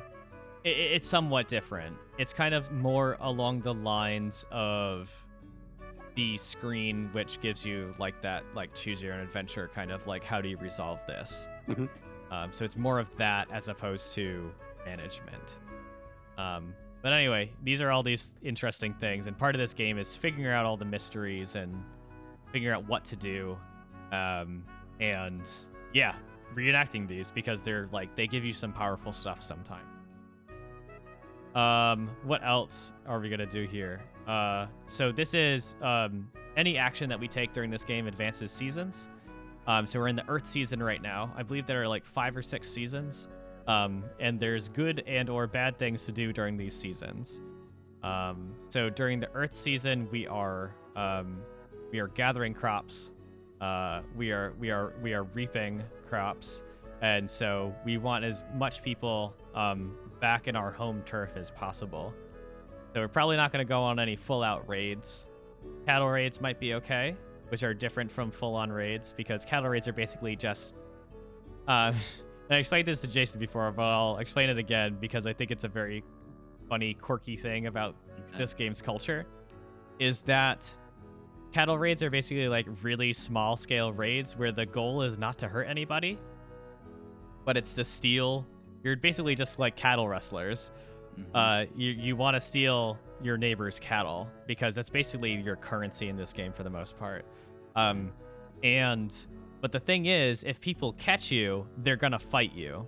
So the idea is you want to send like only a very small raiding party when you go do a cattle raid, because you can like just take evasive action and try to like run away without doing any real combat. But like if you successfully steal cattle from one of your neighbors, it's not gonna start a feud with them, because in this world's culture, if you are not able to defend your herd, you deserve for your cattle to be stolen from you. So like it's basically like, oh hey, like I'm not upset with you because I failed to defend my herd, so it's okay if you just like stole them in the middle of the night. It's very much victim blaming. I see. Yeah, because like cattle are supposed to be respected. And if you don't respect your cattle by defending them, then you deserve to have them stolen from you. Got it. Okay. So it's not that big of a deal. Like going on a full-on raid and like destroying property and stealing land and killing people, now that's something to get upset about. But just, you know, a couple of guys in the middle of the night going to steal some cows, you know, and no one catches them, but you know who did it, it's like, whatever. It's fine. It's not going to be life or death usually. So yeah, that's the difference in that. I thought was a very little quirky thing. So yeah, so going on cattle raids actually doesn't really upset your neighbors very much, which is I kind of like the impact on the game itself here. So I guess we're kind of staying home this round. Is there anything we can do at home, or is there any way anything we can do like diplomacy wise? So we can do a couple of things. Since we have prayed to Vinga, there are a few things that I'm more apt to do here. We can send an emissary, which takes a little bit of a while to send, but that allows us to send out one of our people on our ring. It's going to be Harvar, because he worships Isseries, who is basically the big old charisma boy of the gods, settles disputes, all that good stuff. And you're basically just giving a whole bunch of things to people at this point. You can send it to any one of these tribes, or clans rather, and you have these different goals. Also, these scroll things are are from the iOS port, and they're not great, because for here it looks like you can only do these things, but if you scroll, there are many things you can do. So this will help us with our feuds and stuff like that. This is one thing we can do. However, we're gonna have to send this guy on our ring, as well as some people to basically make sure that he's okay, and all these things are gonna be okay. So that's one thing we can do. Other things that we can do is actually do like true trade. So we can send a caravan here. I love how the music changes there real quick. Yep. And it kind of we can say, hey, go out and like trade with these people. Take a caravan. You can do size here. You can try to establish a permanent trade route, which is good. It helps us out with our trading later. But we can say, hey, I want to sell like these things, and I want to buy like these things. and you just let them go, and they go and do it. And it takes them a while to come back. It takes them usually a couple of seasons, I believe. So that's another thing that you can do. So one is basically relations is diplomacy, trade is getting what you need. But there's actually another thing we can do here, and that's exploring. Exploring gives us a bunch of different things, or it has the opportunity to do so. We can explore different areas and find landmarks and find treasure and a whole bunch of other stuff. Generally, it's a good idea to explore as much of your home turf as possible until you stop finding things. And then from there, you can start exploring your neighbor's stuff and then eventually go out into the rest of the map, I believe. So we have a few options here. Exploration, I think, takes usually the shortest amount of time, depending on where you send people. And will probably take less people resources in order to keep them safe, as opposed to a caravan or an emissary sending gifts, basically. So, like, personally, I think we should go out exploring at this point, because we don't really know too much about our surroundings. Yep. Sounds good. We need to keep as many people at home as possible. Well, actually, I don't know if I really want to send him, because he's like our combat guy here. His combat is excellent. So we might want to send some other people here. I mean, let's see what else we got here. I mean, this person also has excellent combat, so we might want to send this person who is not on our ring. This person's also good at keeping custom with other people. You don't want to offend anybody. And their leadership is also very good. So we might actually want to send this person in here. So they're going to go... We're just going to give them maybe like a few weapon thanes. Send some footmen out there with them. We should be all right with this amount, theoretically. And basically, we tell them how fast we want them to explore the different areas. Having them go very fast is a recipe for disaster, because they're going to take less care about their surroundings. So generally, we want them to just like kind of, keep a steady pace, or at least right now, and kind of just let's just pick an area. I don't know the rhyme or reason to picking an area here, so we're just going to pick something that's within our clan, the Basilin clan, Paul. So close enough to Basilisk, but yeah, let's send them there. I don't know the best way to do this, so I'm sure the other people will know, but I do not. But we're just going to send some people here and see what they do. All right, so we sent them out. They'll be exploring for a while. It tells us that they've got some buddies out there, and they'll probably come back next season. But for now, we've already got some people out and about doing things. So something that we can do without using up any people is to try to figure out more about our mysteries. Paul,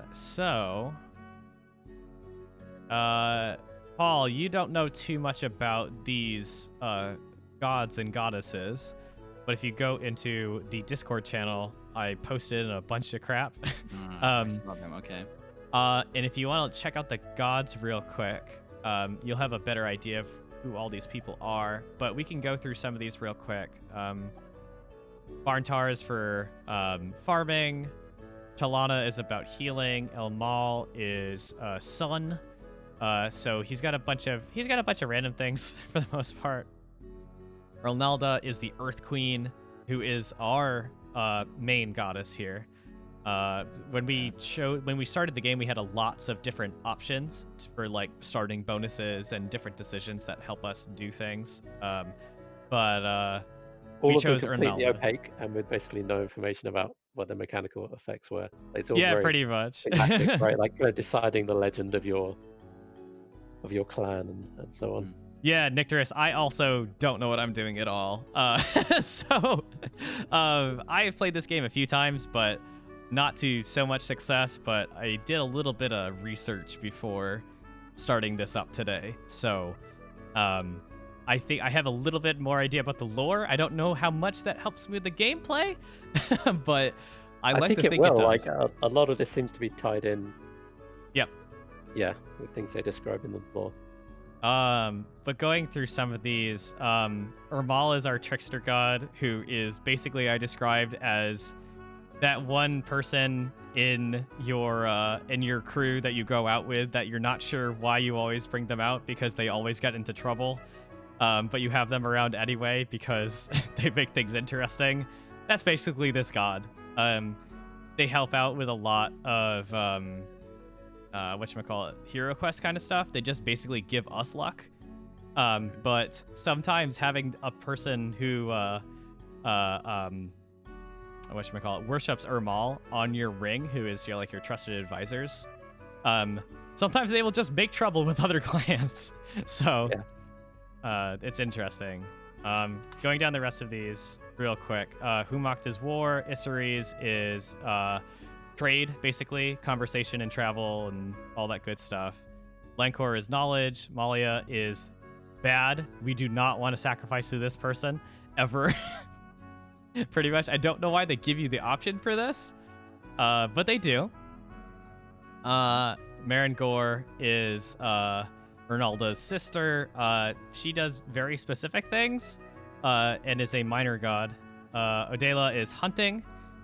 Orlanth is the king of gods, so he is basically kind of like your Zeus for the most part.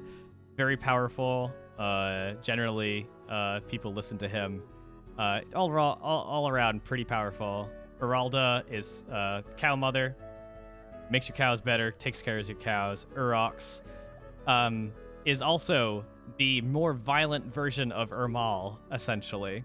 He is like the one who ultimately is very powerful and fights against all the bad things, but he causes trouble as well. Mm-hmm. So, yeah. He says he's against chaos, but it's basically like the lesser of two evils. Like, he is kind of like the embodiment of chaos a little bit, but good chaos, not bad chaos. Or at least that's my understanding of this character. And then Vinga, who's essentially kind of like Artemis in a way. Basically an adventurer, patron of women, and she is very much a very good warrior. So yeah, and we already sacrificed a few cows to her previously, right? yeah, exactly. So in the beginning of this year, there were some omens that basically said, hey, you should probably sacrifice to Vinga or you're gonna have some trouble. So we did.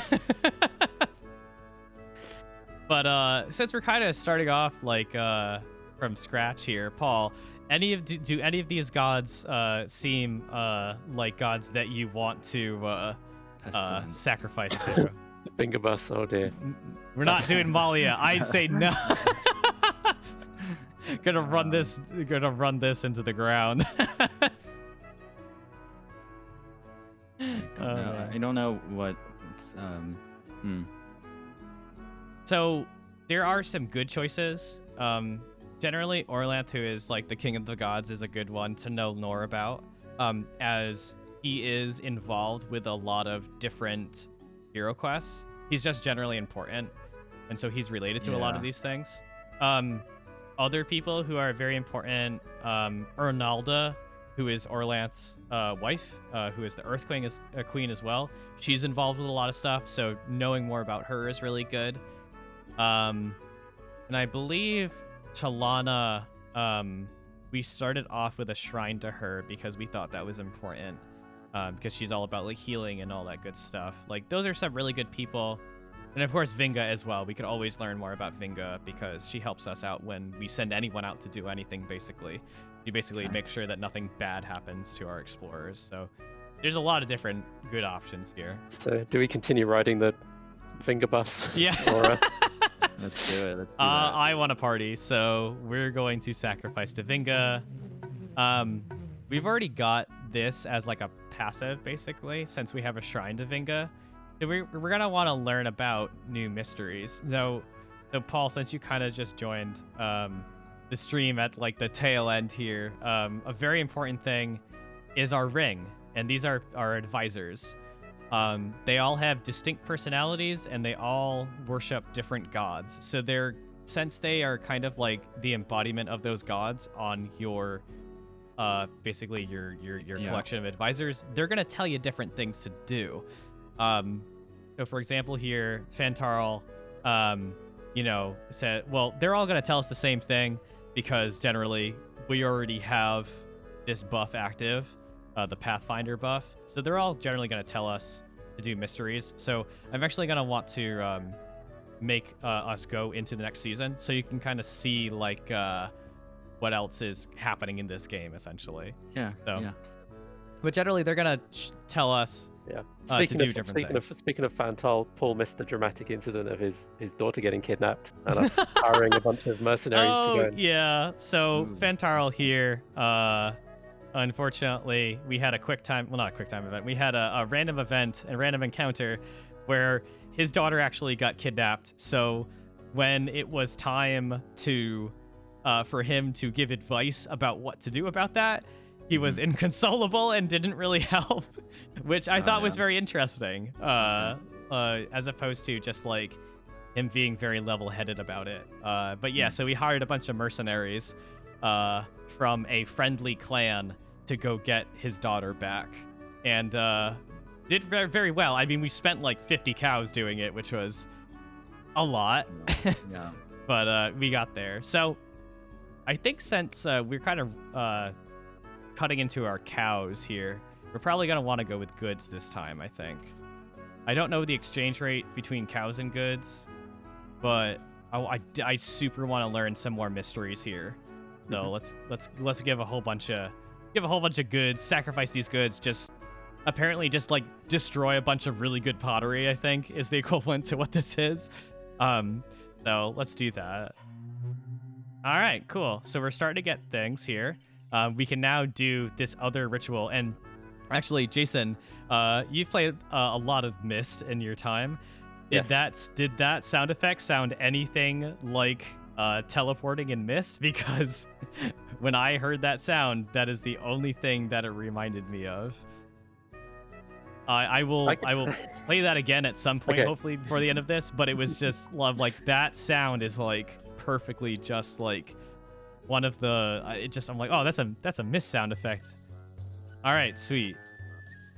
So there's a lot of things going on here, and this is where I enjoy this game the most. So these are an event happens pretty much any time you go in between seasons. And you have to make some kind of choice. And each one of these choices does something different mechanically and can affect like a ton of things that happen here. So right here we've got our exploration party got sent out. So basically what happened was we sent them out and they brought back a treasure from the First Age, the Who Mocks the Raven banner.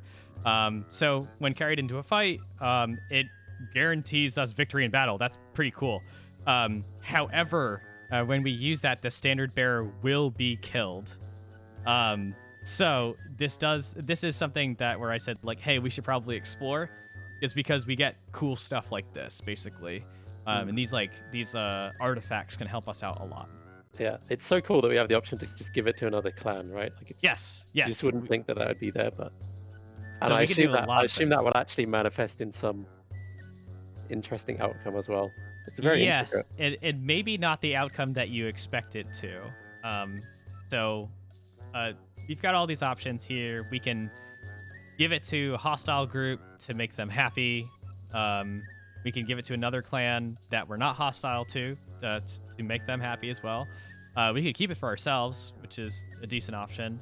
We can return it, which is an interesting option, saying like, no, nobody needs this.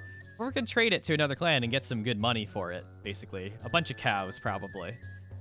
So, as with any one of these options here, we've got our ring, and we're gonna read what they want us to do. So Fantarl wants us to give it to our enemies, I don't know why he wants us to give it to the Humakti, because those are the people that stole his daughter. No, that was the Oh no, the nasty or something. yeah, something nasty. Or oh yes, there we Or go. Or Ladnasti, yeah. Ladnasti. Okay, so that's good. I was gonna say, darn, like I've never seen like the game actually go against its own like lore, and so no, this game is good now. So Fantar's okay with it, and on the right here you'll see anytime, like basically it shows us what option different people are okay with, essentially. So Renata here wants us to keep it probably, but we can only really use it so much because, you know, the person will die. Basically, anytime you like go out on a raid or defend, someone has to be responsible for that. So there's actually some strategic stuff you can do with this item. So if you've got a dire situation and you've got a very old warrior who is going to die on the ring soon anyway, because you're so cynical, Andrew. This is so your advisors can age out. They can die at any time. So it's usually good to have someone who's younger, a couple of people who are older. The good thing about having older people on the ring is generally they have higher stats because they've just been around long enough so they know more about different things. You can see Fantarl here. He's pretty young. He's 26, but he's actually got some pretty good stats here. So I like him. I want to keep him around. Renata is like getting a little bit older, but not too bad with a lot of stats. But then we've got a bunch of older people here. So, you know, in a dire circumstance, you might not be too upset with an old person in the ring, kicking it. So, and I mean, honestly, Orstanor here knows a little bit about this banner. So he knows what's up here, so he respects it. He doesn't have any advice, unfortunately, as to what he wants us to do with it. But so we could just go through a couple of these characters here, and it seems like generally, like most people say that we should keep it. You know, some people say, Harvar here just, he worships Isseries. So he always just wants us to trade. He wants us to trade. He wants us to have, like, good reputation with other clans. You know, he just wants us to succeed in life. But yeah, so different people who, like, worship different people, really, they want us to do different things. So my honorary ring members here, Jason and Paul, what are your I gotta have like your like icons next to these people. Yeah, oh, that would have been so good. That would be really good. But yeah, what do you guys think we should do here? There's a lot of different things that we can do. Could you pop up the text for the guy older on the right again? Yeah, sure. So this is a different way that the game gives us lore as well. This guy's just telling us about like the history of this. Is he giving us like some sort of like secret to this banner thing where you can drop it like mid battle and? Generally, I'm gonna say no. Okay. But he's just given us. I think he's just given us more lore, basically. Okay. And basically saying like, anyone they need to like hold it, and if they hold it until the end of the battle, they'll win. But that person will die at some point. Okay. Sometimes there's just stuff for flavor. Like one of these people was just really pissed off at another clan, so they're like, I really hate those guys, and that was the only thing that they really said. So yeah, sometimes it's just for flavor. I kind of want to keep the banner. Yeah. Mm-hmm. Yeah. Okay. Feels like a trump card, right? We should keep that up our sleeve. Sure. Yeah, I'll do it. Go. All right. Cool. Kept it. Sweet. All right. So that was our exploration here. I already know something bad happened because this person is grayed out. So, oh gosh. All right. So. Aran Sanda has been stricken with a terrible illness. Investigation by a worshipper of Urox confirms everyone's suspicions. She is the victim of chaotic magic. Your Roxy pinpoints the method of infection, which is the fabric of one of her skirts was woven with hard to discern chaos runes, as well as other malign runes. Nobody is sure who gave her the skirt, and she is too sick to talk. She is attended by our best healers. So, Roxy, just to reiterate, Urox rather, is the lesser of two chaos evils, basically. The fighter of chaos, but is also a little bit chaotic himself, so they would know. A worshiper of Urox would know what's up. Okay. So we would see what our advisors have to say about Yes, this, we right? should definitely do that. So Fantarl is definitely, he's like, hey, we need to figure out what's going on here. Well, let's not accuse another clan automatically, but if we sacrifice to some of these people, we might figure out who did it, basically. Yeah, Nectarius, it's an old tricksy maneuver. Yeah, exactly. The old chaotic embroidery. I want to learn chaos embroidery. That sounds awesome. Yeah, I mean, Renatha wants us to search for outlaws. That's fine. But I'm not sure if this is work of outlaws. This seems a little bit more, I don't know, highbrow for outlaws. Mm-hmm. Barn here wants us to sacrifice. Probably usually a good idea. Chalana is all about healing, so, I mean, I think she worships Chalana anyway, so she's going to tell us to do that. I mean, she's not dead yet, right? So maybe... No, she's very weak, so... Yeah. I mean, in this game, you can actually bring people back from the dead, by the way, so that's not unheard of. So even if she was actually dead, it is quite possible to bring them back to life in very special circumstances. So this person is an expert, and he knows that it was made by a member of a certain clan. So that's by Orlundi, and so we're just going to check out Orlundi real quick. Are they already our enemies? We're feuding with them, so it could quite possibly be them, to be honest. Yeah, that seems plausible to me. Let's see what this old bear says. Oh, he's not too sure about that, though. He doesn't know. So he wants to know if there's other people who exactly did this. Some people are more about like, hey, we should divine what happened, or we should sacrifice to Chalana to help heal. But other members of this team here want us to figure out who it was. So again, I will defer to my trusted advisors, honorary members of the ring here, to figure out what we should probably do. Yeah. So my opinion is either I kind of want to say Chalana Roy, just to try and save her. Otherwise, they find out if another clan made it. Seems like a viable option as well. Seems like you have a little lead there, maybe. Yeah, I think I would go with that too. Which one, Jason? Yeah, Oh, okay. I thought. Okay, so I'm for like trying to heal first. All right, and then cool. okay, so we only get like one option. Yeah, we get try one option here. That's we only get to Okay. do one thing. We got to act quickly. Okay. I kind of want to try to move this along, so maybe accuse that one clan. All right. of being I the mean, culprit. Harvar's really sure, apparently. Yeah. So I'm gonna go with Harvar right here. I trust him. His bargaining is excellent. He knows what's up. So let's figure it out. Ooh, okay. I didn't know that he could actually pick a clan. I thought it was just gonna advance us, but he says Orlundi, so Lundy. we should go with Orlundi. Oh wow, here we go. At first, the women of the Orlundi all deny having made the skirt, but Barngradus's clever questioning exposes the widow Eurestia as the culprit.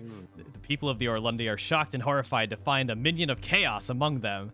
That the Orlundi will try, convict, and outlaw her is a foregone conclusion. All right, so We have another set of choices here. Probably ask some people what to do. You know, Well, okay. we also have to understand that we're feuding with these people. So this is actually an opportunity to have like a common enemy and like be able to build some kind of empathy, because they don't want an agent of chaos in their plan either. So the Fantarl's like, nah, just let them do it, but it would be nice to have her dispel that hex. That would be cool. Right. Renatha wants us to do the same thing here. Barngradus really wants to kill this person. Probably because he was the person who figured out who it was. So there's that. So yeah, we're trying to figure out. She wants us just to heal because she is a worshiper of Kalana. Harvar's really pissed. And Orshinor here.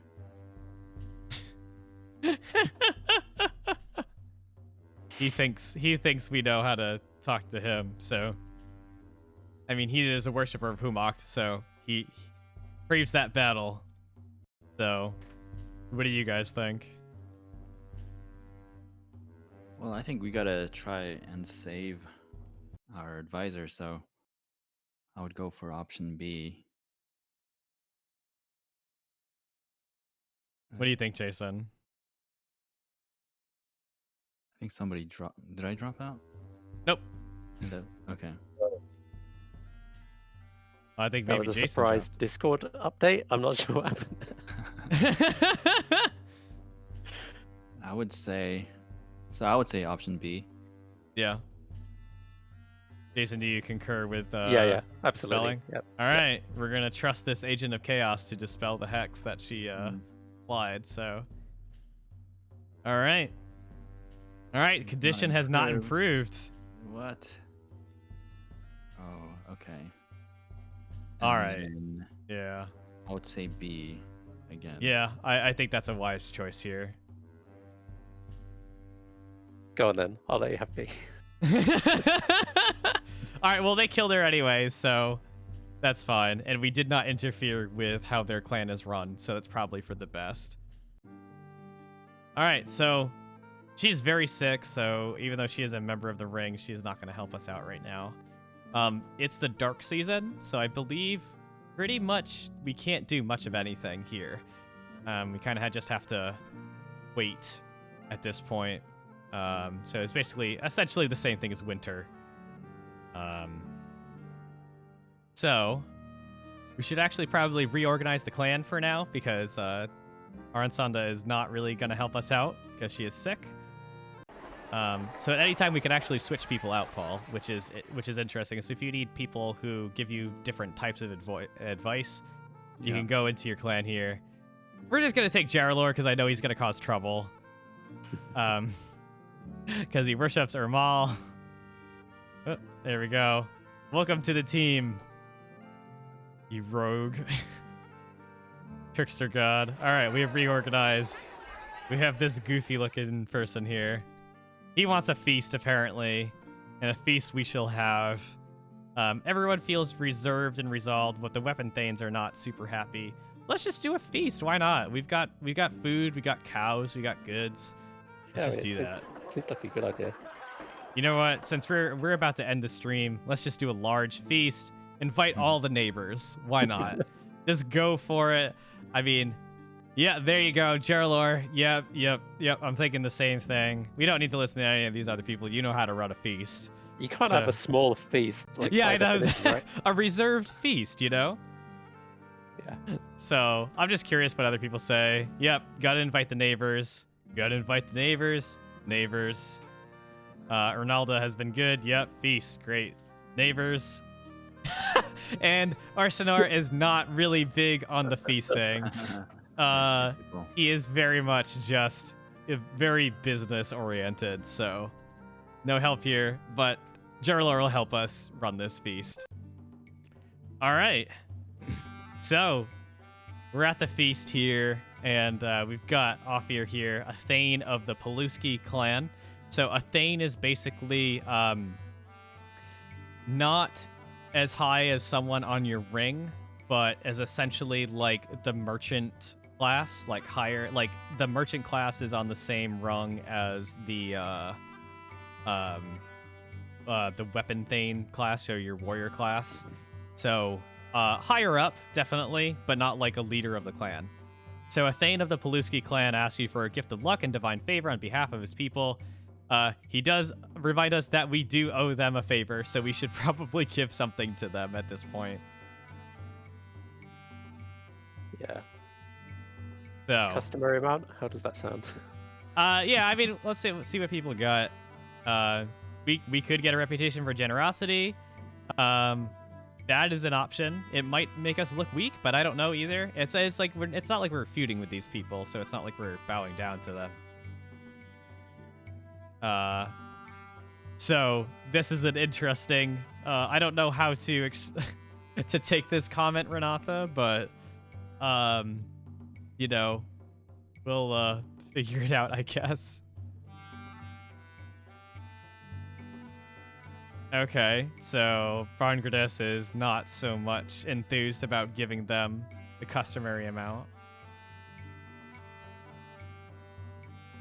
I mean, we can give them stuff, but actually we can't because we have no magic. So, unfortunately, we don't have anything. We should generally ignore him because, you know, he's just a trickster. He's gonna give us bad advice. And Orstar is kind of a little bit slow on these kind of slow on the uptake on these types of favors. So he's all about combat. He doesn't care. What do y'all think? What's gonna happen? He's asking for luck and divine favor, but we don't have any magic, so I don't know what the game is gonna tell us when we try to give them a quote customary amount of magic.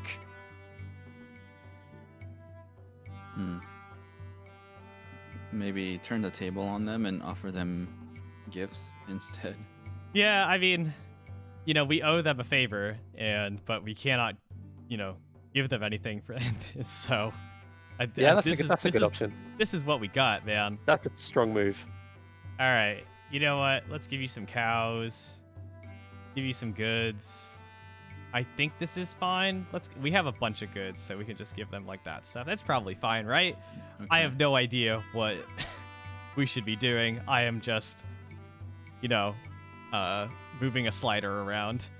So I don't think anyone here is gonna.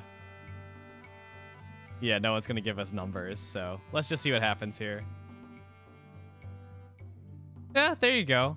There you go. They could trade them and get spiritual power in return. So this is acceptable. This is fine. We didn't lose any reputation. We just only lost some cows and gifts. So that's it. So it is the storm season. We're about to wrap up our stuff here. The storm season, I believe, is the season that is favored by what's his name? Oh goodness. Oh gosh, Orlanth, because he is the storm god and the king of gods. So basically, anything can happen during this season, I believe. So what do you guys want to do? One last thing before we end this stream. You want to go on a raid? Yes. Let's do it. Yep. All right, let's go on a full-blown raid here. All right, sweet. We should figure out what we want to do here. So, do we want to get those nasties? We got those nasties? All right, let's get them. So the funny thing is, when we hired mercenaries, Paul, to go get back Fantarl's daughter, we actually did so well with those mercenaries that they actually ended up killing a couple of people on their ring. So we actually like severely weakened them. So honestly, we might get raided, but I don't know. I think we should just go all in on this. Yeah. For the most part. We'll leave like one weapon thane to leave the rest of the footmen here. You know, but we should just We should just go for it, I think. Do we want to call on a favor here? Ooh, the Bacard, yeah, they're right there. They're Yeah, the good Bacard's raiders. right there, so we should do that. I don't know how to call on them, but I have clicked it. I don't know if you can see that, but we have clicked on them. So hopefully this allows us to do what we need. So let's just go for it. Okay. Interesting. So in order to get to there, we have to go across the Rangdani Tula. Again, the Tula is like basically their home turf. So this guy's unwilling to let us cross, but you know, if we give them stuff, you know, they just don't want to be part of this. They don't want to be like, oh yeah, we totally let them cross our paths, our turf in order to get to you. So, what do you think? We could do like 15 cows. I think 15 cows are favor. Do you think which one do you think is worth more in this game? 15 cows is not that much. It doesn't seem like. Yep. Yeah, I think favor is probably. Hopefully, it's Favor, acceptable. Otherwise, I don't know what we're gonna do. So. No, I said no. Ooh. No vague promises. All right, fine. We give you real cows for this. No vague promises. All right. Ooh. No, he does not want to let us go. Wow, that's impressive. All right, we got sent back home, but we can send people back out. So apparently, Okay. what happens if we send it out again? That's the whole thing, right? Well, maybe like to a neighboring. Oh, we clan, so could definitely do that. Who are the other people that we wanted to get here? So Is it the Orlundi? Yeah. Yeah. All right. Let's just pump up those numbers real quick. Let's just go for it. We don't need any alliances here. We got them. All right. You know what? Yeah. That's fine. Actually, we can probably. Yeah. Let's do that. Let's just go for it. All right, here we go. We have options here. Ooh. We could also use the Raisman banner. So we were spotted, and so we don't know the size of the opponent's basically their army. We got to figure out what we want to do here. So we can have different objectives, and we can have different tactics as to how to go about those objectives. So we can also sacrifice to different gods here.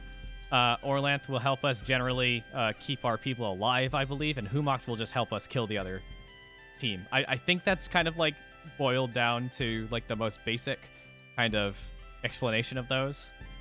However, if we sacrifice to people, to the gods, it will take us longer to attack the other person. And so if they're going to charge us, and they sacrifice to an equal, or if they sacrifice to less gods than we do, they're going to catch us by surprise. So that's not going to be good. We also have a bunch of objectives here, and these do kind of what you expect them to do. However, these kind of are mapped to a, quote, like difficulty level.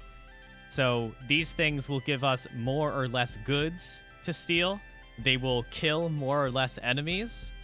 And otherwise, they will basically give us more or less casualties. So that's kind of like hard-coded, basically. Or not hard-coded, but like they have definite like impacts. But it doesn't tell you exactly how that works, as is the theme of this game. So, what do we want to do? I will say plundering is the easiest. But, you know, it doesn't give us much. It gives us some goods, but like it's not really worth it. I kind of want to go out with a bang, so I'll say kill as many as possible. Okay, this will kill a lot of our people, but we're gonna go for it, Paul. Sacrifice to Humoct. All right. So I really want to do charge here because I know that generally the opponent will charge. And that is faster than like any one of these other tactics. Okay. evade just like gives us less losses. Maneuver is good if the opponent does anything else except for charge. And I believe skirmish is just like somewhere in between evade and maneuver. So we're just gonna charge. We're gonna go to Humocked. Just gonna go for it. See what happens. Oh yeah, there we go. That's why we charge.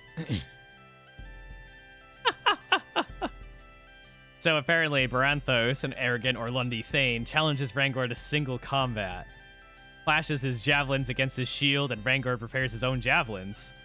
So Baranthos goes into range. Rangor sees him working combat magic on the missile he's preparing to throw. What should he do? There's a lot of options here. We don't have any magic.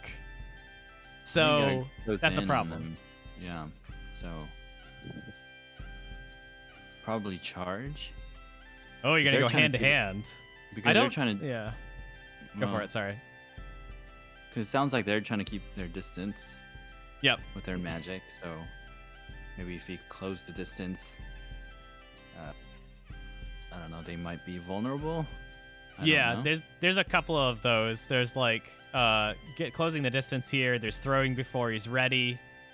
Taunting, which I don't know if that's gonna help. He says that he's arrogant though, so maybe taunting will work. I don't know. Like I don't know which one of these things are like actual clues as to what you should do or what. What do you think, Jason? So we already did well by rushing them while they were messing around, praying to their gods. Like maybe we should do the same thing and charge in. All right, we're gonna go hand to hand. I don't know Rangor's. Okay, his combat is very good. It's not excellent, but it is very good. So I trust him here. So let's go for it. Oh no! Oh no, Rangor! Oh man, Orstenor reached his wounded friend first, and the Orlunde Thane fled from his sword. Oh man, he used magic to seal the wound before he bled to death. Not bad. A little embarrassing for Rangor here, but he didn't die, so... Yeah, very dramatic as well. Yeah, exactly. I think we did very well. Look at that. We didn't have nothing bad happened to us. Look at that. Absolutely destroyed them.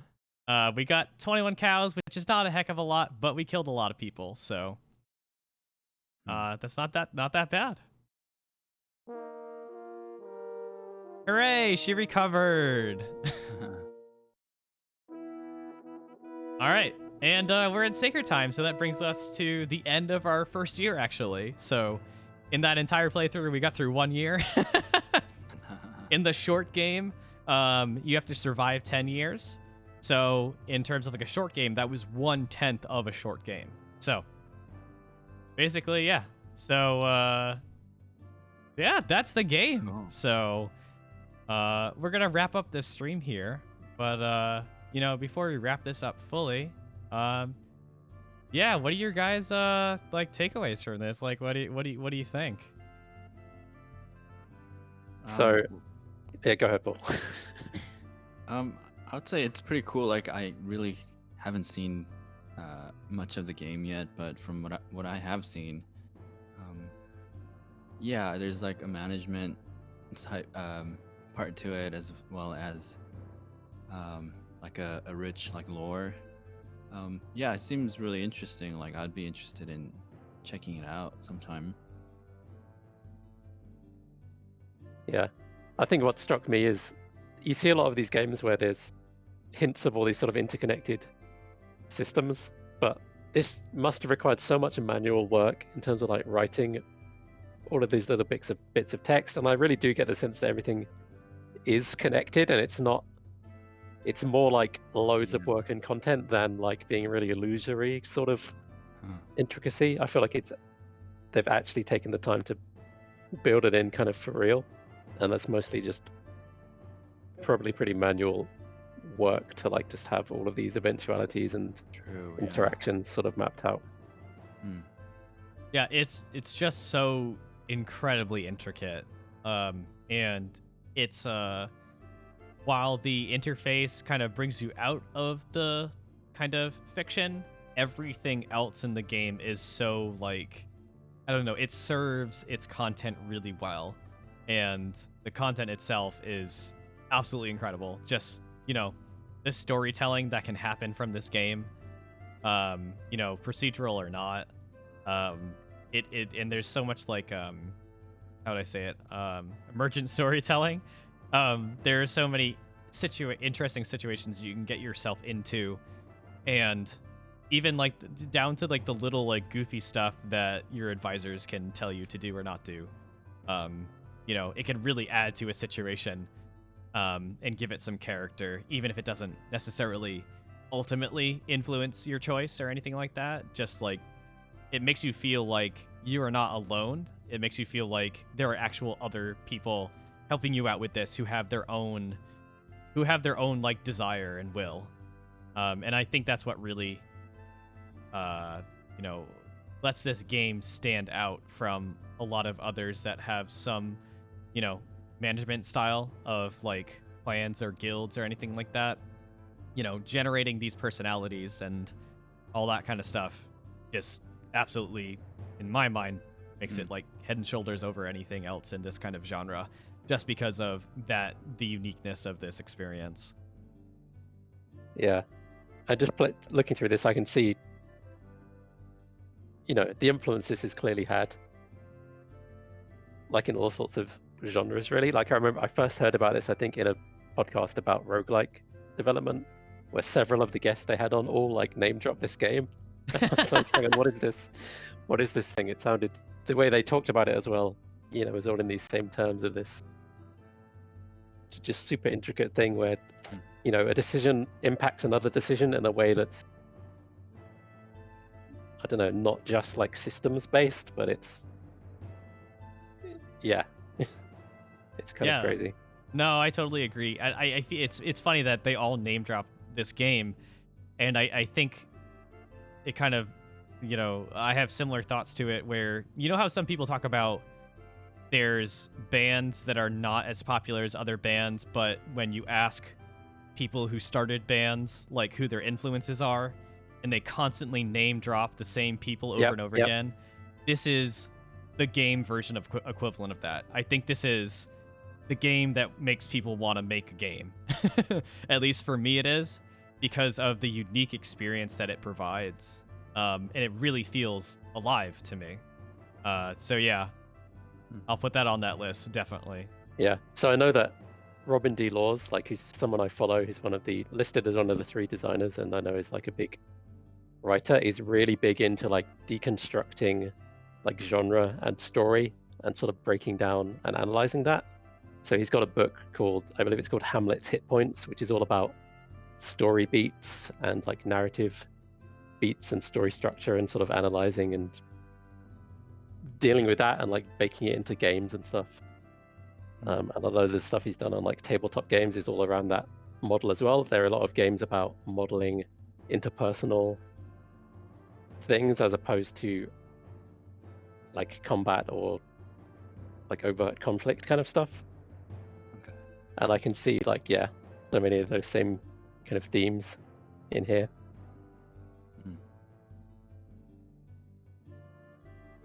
Yeah, so I mean, it's about time to wrap this stream up, but yeah, I definitely enjoyed myself playing through this. It's fun to get other people in on the fun of these choices.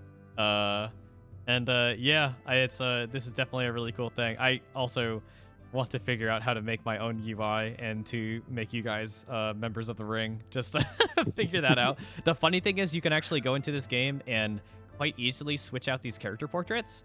So I've seen people put in their own really goofy character portraits of, you know, of whatever they want. So there's some fun to be had with not officially supported modding.